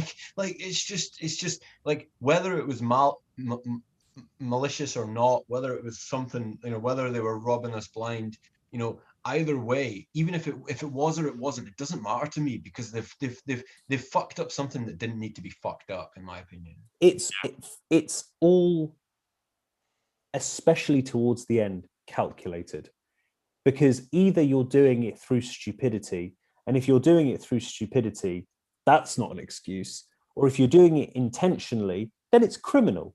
I mean, it's really one or the other, but the outcome is the same. That you have been massively negligent with your, let's even take us out of it or put us to one side, the organization's money, the investors' money, the seeders' money, the traders' money, like at every single level throughout this process, the money that has been invested into your business, you have been negligent with. And there's a price to pay for that. Whether that's legal, whether that's administrative, whether that's financial, whether that's, you know, any of the above, you've got to, there's consequences for that. And I hope they get taken to task for the things that they've done, because if there was any sort of gray area where you could go, do you know what, maybe they did this wrong and it was accidental, then fine. But you've either stolen 90 million in 3 weeks because you don't go from solid financial position to administration, liquidation in that time, or you've been lying again and you've done it over 9, 10, 11, 12 months. Yep. Either way, you're in a position where you have been untruthful. And if that's the case, then how many other things, market makers, NASDAQ, you know, all of those things, even blaming COVID, how is it possible that, so Tipster said it earlier, how is it possible that the only organization, gambling organization, to come out of this worse off is Football Index? But every single other betting platform is flying right now. People at home with fuck all to do, they just want something to do. If sport's on, they'll bet on it. You know. Was there not Guys, 30 sorry, was there not I'm 30, going to have to head off. Oh, sorry, sorry, Chester. just going to have to head off. So just going to say, brilliant that you're doing this for the community as always, Stu, and lads, some really good stuff this evening. And look at, you know, everyone just look after your mental health. And I think what the boys said as well is don't jump into anything quickly, but also don't let Football Index put you off exploring other avenues as well. You know, like the lads said, this could have been amazing. This could have been an amazing investment that we all got in on. And it's just how these gobshites fucked it up so badly, which you guys are dissecting now. We'll probably find out over the next 6 months. Absolutely disgraceful. So all my thoughts are with everybody just to stay as strong as they can and stay as mentally strong as you can, and just reach out like I'm here on DM, all these lads as well. And we're all in the same boat. So you're not alone. Good man. All the best. You too, man. Have a great one, boys. Take care. Take care, buddy. Take care. Yeah, I was just going to say, like, even after COVID, did we not get 30-40 million pound went in that we put in? So, like, Yeah. Even after they took away IS and the world was in fucking meltdown, you know, we were still willing to put 40 million pound in the blinking in the platform. And yeah, like, where's that? Where the MB fuck is it? players were absolutely flying because there was no football on, and it was just transfer related stories, like players doing like COVID related initiatives, like, you know, or they were in the media for, you know, breaking COVID rules, like depending on who you were. But there was money going into the platform in March, April, May, June, and throughout that period. So I don't think they would have turned into liars overnight. I think this is a trait that's been developed over a good amount of time, whether it's the last 6 months, 12 months, maybe potentially longer. But the fact that they haven't delivered on their promises, you know, says a lot. You can aim to do something. You know, we aim to work with NASDAQ. You know, we aim to bring market makers in, and this is our roadmap, and this is what we want to achieve on this roadmap, and we're very honest and open about it. That's progress. That's having a business model. That's having, you know, aims and objectives. But to be like, yeah, you know, it's coming in a quarter at some point, sometime, somewhere, with no real tangible dates towards it. And like everyone, you know, I think most people within our generation and our age range understand, especially if you work for a tech company, things get pushed, things get pulled, resources get reallocated, people need to, you know, focus on one side of the tech, one side of the product, and, you know, timelines change. But when a timeline is endless, then it doesn't become a timeline, it just becomes bullshit. Yeah. You know. Well, yeah, it's like fucking Media Monitor. One example. All you have to do is get an accent on a player's fucking name. Like 2 years, 3 years, Jesus. It's not hard. Like we've read about. I have read bits and pieces saying it was quite difficult. Like, hey, I have no expertise in the area, but like from a layman's perspective, it and the other thing that, well, from a layman's perspective, I don't think it can be that hard. And then also the other side is that if they're paying people $100,000, tech guys, then, you know, these people should have the expertise to deliver on what they want to achieve. Like, why were they so incapable to come through on what they said they were going to do all the time? Fucking joke. The thing is, 100K salaries for developers, back-end engineers is standard, you know, because they're so hard to come by, and especially in Silicon Valley, you know, London, any sort of big hub, these people are in high demand because, you know, there's so many tech companies at the moment and they're so sought after. That's that's fine. Fair point. But what the fuck are you doing? Like, you know, you've got to be doing something in your day-to-day job. Like, there was weeks and months that went by where there was no platform stability improvement. Like, you know, improve the quality of the platform, not necessarily the UI or anything like that, but, you know, like the actual stability of how the product operates. And yeah, sorry, yeah, just quickly on that. It's also for me like there's a website, Red versus Blue. It's like an animated thing, their business model, one of the best thing they ever did was they basically had a massive community, and anytime anyone did anything cleverer than them in the community, like do some new animatronic video or something like that, they'd email that person and fucking hire them. And the number of people that were putting up Football Index user interfaces that looked instantly better than the bloody FI one, they were all over Twitter like every bloody week for like 6 months. Just hire one of those fucking guys and get them, bring in and go, right, you know that mock-up you did, go and make that. You know, here's a 6-month contract or a year contract or whatever. Go and make that happen. That requires two things, though. That requires a degree of being humble and saying somebody else can do this better than we can. And it requires a degree of being able to say, we want you, rather than we're going to go and pick someone else who doesn't understand the product. We're going to come and ask you to join us because what you've done is better than what we can do. So you need to be humble to be able to make that happen. They clearly aren't and haven't been throughout. It's just this bullshit arrogance that comes out of nothing. I compare it to a degree to Mario Balotelli. He's got the unbelievable levels of arrogance, but he's not proven anything. You know, like if he's Ronaldo, it's different. Be as arrogant as you want because you win every week, every year. You know, I don't know. It's just mental, really. It really is. There's worse examples than Balotelli, by the way. Balotelli's actually won stuff, but you know, Balotelli's a great. Well, no, Balotelli is a pretty decent example. He could have been. There are better ones. Could have done so much more. But it's like people hating Zlatan's arrogance. So it's like, how can you hate Zlatan's arrogance? He's like been an absolute superstar. 10 years worth of league wins or something crazy. Yeah. He's like the guy has a career that 99.9% of players will never ever get remotely close to. So when he wants to like call himself a god, a lion or whatever, then like rock on, bud. But he's delivered. But yeah, these fuckers haven't. They had a great idea, they had a great concept. And what is it? Was it Warren Buffett or was it basically the whole like to be successful in business, you surround yourself with people smarter than yourself. Yeah. And they might even have hired people smarter than themselves, but they certainly didn't fucking listen to them. Yeah. So it's just like as I said, it takes a special kind of stupid and arrogance and ignorance to fuck this like they have. The thing is as well, just on that, they had the community doing their marketing. They had their community doing their tech. They had their community doing their advertising. They had the community doing like every single part of their business model was being done to a degree for free by Twitter.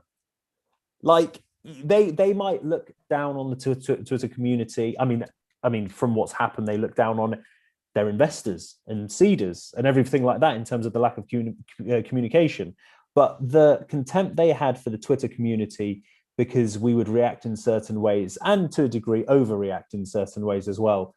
But there was nothing stronger than everything that was being committed to for free by 2,000, 3,000, 4,000 people on social media. If you're part of any startup and you're in marketing, you would kill for this level of engagement from your customer base. And they even managed to fuck that up as well on top of everything else. Yeah, I mean, don't forget, like basically we were the customer services, we were the forum moderators, we were the content 100%. Producers, the marketers, like, you know, so much of it we were doing for them. I mean, Christ, they only had like 2 guys in customer services for like the first 3 years because the community answered up 90% of the bloody questions. Like, why am I suddenly getting this due diligence questionnaire?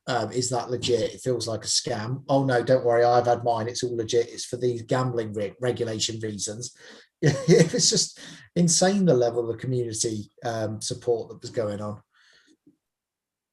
Yeah, it's just astounding that they like. I'm going to keep repeating myself, but to screw this up and like with the, as you say, with that level of support, like yeah, but you're right, man. It's like, you know, like to have all that people fighting for you. Yeah, okay, we're financially invested, we're emotionally invested, you know, we're engaged with the platform, we love the platform, we want it to succeed. Yes, okay, we did all these things, you know, because A, you know, we loved it, B, we benefit from it, you know, like, yeah, there was all that, but yeah, they got it all for free, and then they just fucking chuck it back in our faces and screw us over in the biggest way possible. Like, but you know what? Maybe that's why it was never going to work.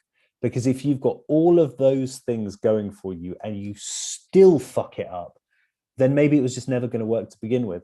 Yeah. There is another argument regarding like, so like I think I see Divvy in the comments saying about one of the community eulogizing AC. Well, I'm live on a drunk cast saying saying that if I hear anyone calling AC Big Daddy again, then I'm out. Like, I'm sick of it. So, but no, like, but yeah, it's true though. We bigged them up, and like, even when I hated it, I never got involved in the Bohan bounce bullshit. But like we also have to hold our hands up and say we definitely pressured them into things at times, and things that, but that's us engaging in the platform, and their management needs to be strong enough to make the right decisions. Exactly that. I don't buy into I was pressured into things by my customer base or whatever. I'm sorry, but if you're a fucking leader, you've got the strength of character to stand up to your customer base and go, no, that's not financially sustainable for us as a platform. Mm-hmm.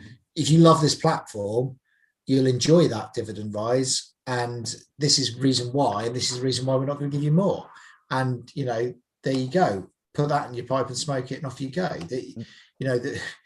You don't see, Christ, how many bloody rail customers sit there and bitch and moan, and rightly so, about how much their bloody season ticket is.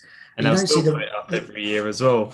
You don't see the rail company suddenly going, oh yeah, you're right, sorry, we're going to make it a -5% uplift this year rather than a 7%, even though inflation's only at 1% change. They could have used one line at the end of every dividend increase, and I'm not talking about massive dividend increase, conservative dividend increase, that would have meant that we would have had no comeback. And that would be, we are increasing dividends by, let's say, 10, 15, 20, whatever percentage that is conservative, to ensure the long-term stability and financial viability of the platform. If that line was true, obviously we found out now that it isn't, but if that line would have come out and there would have been truth to it, no one could have said a word. The mistake they made is when Adam Cole comes out and says, we want £1 billion market cap, and we want this, and we want, we're not even we want, like, we will have, like, talking in almost certainties and things like that. That's where our expectation within the smarter people in the community who do the calculations are like, well, dividends need to increase by 120%, 130%. And then these numbers get stuck in people's heads, and they're like, and it breeds like wildfire. Everyone's on the big train of, well, we need to see 130% dividend increase. Otherwise, this is bullshit. How can they do this? If they would have just come out, right, 20% is going up this year, or 15%, or 10% is going up. And the reason why we've not done any more is because we want to ensure that Football Index is a long-term sustainable product for everybody to enjoy, and new customers to be onboarded and also share the enjoyment of. Done. Finished. Yeah. You want to throw your toys out the pram? You want to be pissed off? You want to leave? The door's there. Go ahead. And obviously not saying this outwardly, but internally you go, this is it. Done. Okay. What are you going to do about it? Sorry, Avi. You're getting knockbacks in the comments regarding what you're saying, Divvy and Vespasian and stuff. But I think regarding, like, Divvy saying that the first increase was general, but they were hounded for it. But that's all fucking irrelevant, because, like, yes, we like, since COVID, since IS went, like, I know since the beginning of time, the community have been very forthcoming with what they think the direction should go, and but that's all fucking irrelevant, because of the fact that we're like sinking, for the whole of 2020. We're sinking. We're in the water. We're looking for a piece of wood to hold on to. That's the situation. So, like, people calling for double increases and stuff is, probably added to the problem. There's a lot of things that the community probably shouldn't have done. But we're fucking trying to fix something that's obviously going downhill, and it's been going downhill since they took instant sell away. So Yeah, no, sorry, go ahead, Frog. No, I was just going to say, so like, yeah, okay, they've obviously reacted to like pressures and blah blah blah, but like it all comes from the beginning of when they took IS away and didn't have enough money in the market to do it, and came out with a half-baked fucking shitty order book that killed confidence, and then come fucking the start of the season, they're trying to fucking get that enthusiasm and growth again, and like that's why they're fucking listening to the community about doubling divs and all this sort of stuff. So like, it's not just the community. So like, sorry, Divvy man, like bollocks. Like, to be fair to Divvy, he is right. We did. He is right, but there's reasons for it happening. Exactly. He Adam Cole did get hounded for it, and in that terms, he is 100% right. But who was going to leave? Like, if he would have just stuck to his gun, Steve Jobs, if he would have listened to everything that Apple fanboys would have told him, then God knows where Apple would be today in comparison to where they are. Of course, Apple is a very specific example. They're one of the most successful businesses in the world. But just because there's backlash doesn't mean you have to agree and bow to everything the community wants all the time. Okay, I was pissed off. Cards on the table. I was massively pissed off at the minimal dividend increase, which, to be fair, they bigged up initially. But, we'll say that our reaction, we hounded him for it, as Divvy said. Would I have left? No. Did I leave? No. That's the most important thing. My vitriol is one thing, but you vote with stay or leave user numbers. That's how platforms work. That's how tech businesses work. What's your retention rate? What's your growth rate? Everything else is meaningless. Even the financials are meaningless because money's being poured in for growth. That's how it works. As for Vespasian, I've got nothing to say to him. He's a knob. So I'm not going to even address him other than just saying that. But Divvy, fair play to him. I've addressed him the best way I can. Right, guys, on that note, I'm going to start to wrap this up this evening because, I've got a early start tomorrow. And, it's gone are the ones of these where I'm running till midnight, barring some truly revolutionary news for the evening. So I'm going to start off with Bradley, mate. What are your closing thoughts? Again, I just think doing these things is such a good thing for everyone. I mean, we've consistently had over 100 people for near enough 3 hours. So just as a support element for people that have, they're checking Twitter all the time, just to have people, voices, familiar faces to come and listen to. I think everything we've sort of touched on is news that's kind of available, but to give a personal side to it and to have us all sort of talking about it, I think it's a great thing for everyone. So I'm always happy to come in. And as everyone's always said, I've had a few people messaging me tonight and I've been responding. My DMs are open on Twitter and I'll get back to you as soon as I can. So you're not in it alone. We're in the same boat and I love you all. Good story, mate. What a guy. Yeah, Yavi, what about you, mate? So, same as Bradley, we are, we might go through everything they did decision-wise, dissect everything, try and find like the tokens of information that we might have missed. But ultimately now where we are in this together. And I think for me personally, a lot of my energy is going to be used taking them to the cleaners as much as I possibly can in every legal channel possible. And to be honest, FI Action have done a great job so far in coordinating, collaborating this effort as a joint process, and I think that is the best way to go. But that aside, that will take care of itself. Obviously, it will take as long as it takes, but in terms from now until then, we really only have each other. It's only the people on the platform who understand, what happened, how it happened, and the things that we were told throughout. And, let's try and have more of these as possible. And we hugely appreciate you, Noir, for making this happen. So thank you. Cheers, mate. Frog, your closing thoughts, mate? Yeah, I just echo what the boys have said, and like the guys at FI Action doing a great job keeping us like in the loop. The guys like the journalists like Matt Zarb and that, and doing good work, and just keep following that. The Lee Day thing, like everyone's got to make their own choices with the path they want to take regarding this, but I think the collective approach, the group approach, is definitely the way forward. And I think I need to echo what a lot of people have been tweeting about, like not bogging the administrators down with like, you know, umpteen requests, because, you know, like it's just going to deplete money. And like, you know, I think the guys that are leading the FI action, and then obviously Lee Day taking on, then, you know, I don't know, people are within their own right to do things individually, but I genuinely believe the collective approach is the best way forward. And that's just my opinion, but I think it's shared quite widely in the community. I can tell by the signups to Lee Day.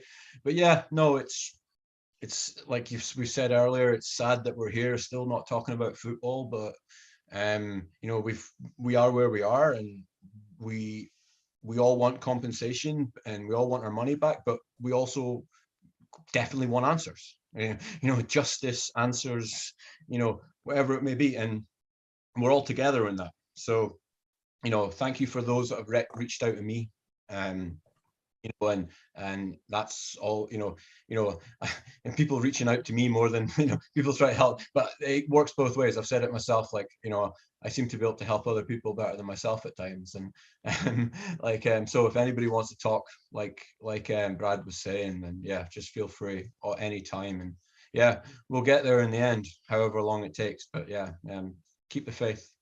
Yeah, absolutely, mate. Right, so just because Super Buckley's asked for it, here's the latest on the peas and sweet corn. If I can get that in shot. So there's also just about every other vegetable you could think thrown on the floor behind me. Not the ones that you can smoke, unfortunately, but just about everything else. So yeah, and I've got courgettes, carrots, leeks, onions, potatoes, everything's growing. So yeah, it's all going down there. Buckley, if you want to know about gardening, just message me and I'll tell you what I do know. I'm not an expert by any means.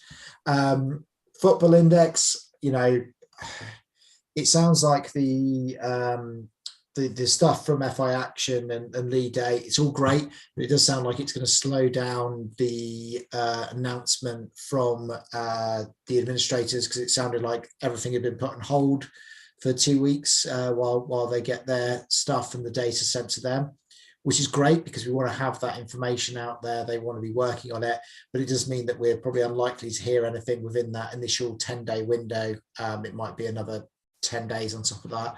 As soon as we get that sort of announcement, I will do a live stream so we can delve into it and try and understand it as best we can with whoever we can get on. You know, I will look to try and put a one or two of these out there every now and then, just so people have got somewhere to go. You know, I know people are keen on a regular thing, of a weekly thing. I just can't commit to that. Like I said, I'm happy to teach anyone else how to do this. It is literally 15 quid a month on a Zoom license. That's all you need to be able to do one of these. So it doesn't have to be me hosting it. I'm just the mug that set it up. Yeah, so, I could do one. I could do it. Brad, me and Brad. Yeah, fancy it. Yavi. Fun. I'm always game. Yeah, why not? Got fuck all else to do. There you go. You know, and Tipster and that. There's plenty of guys out there who are regulars on the show who can come on these things. So, you know, don't feel that it has to be me that kicks one of these off. Anyone wants tips on how to set it up or how to run one of these things, just let me know and I'll tell you exactly how to do it. So maybe we can get Vespasi on as well as a guest. For the bants, why not? I always say the door is open to anyone who wants to come on this show can come on this show, if that's what you want to call it. I just don't want a load of I told you so, you know, like I know we are where we are. Yes, Captain Hindsight for most of us, but yeah, like I told you so gang, and they're just like whatever, it's done now.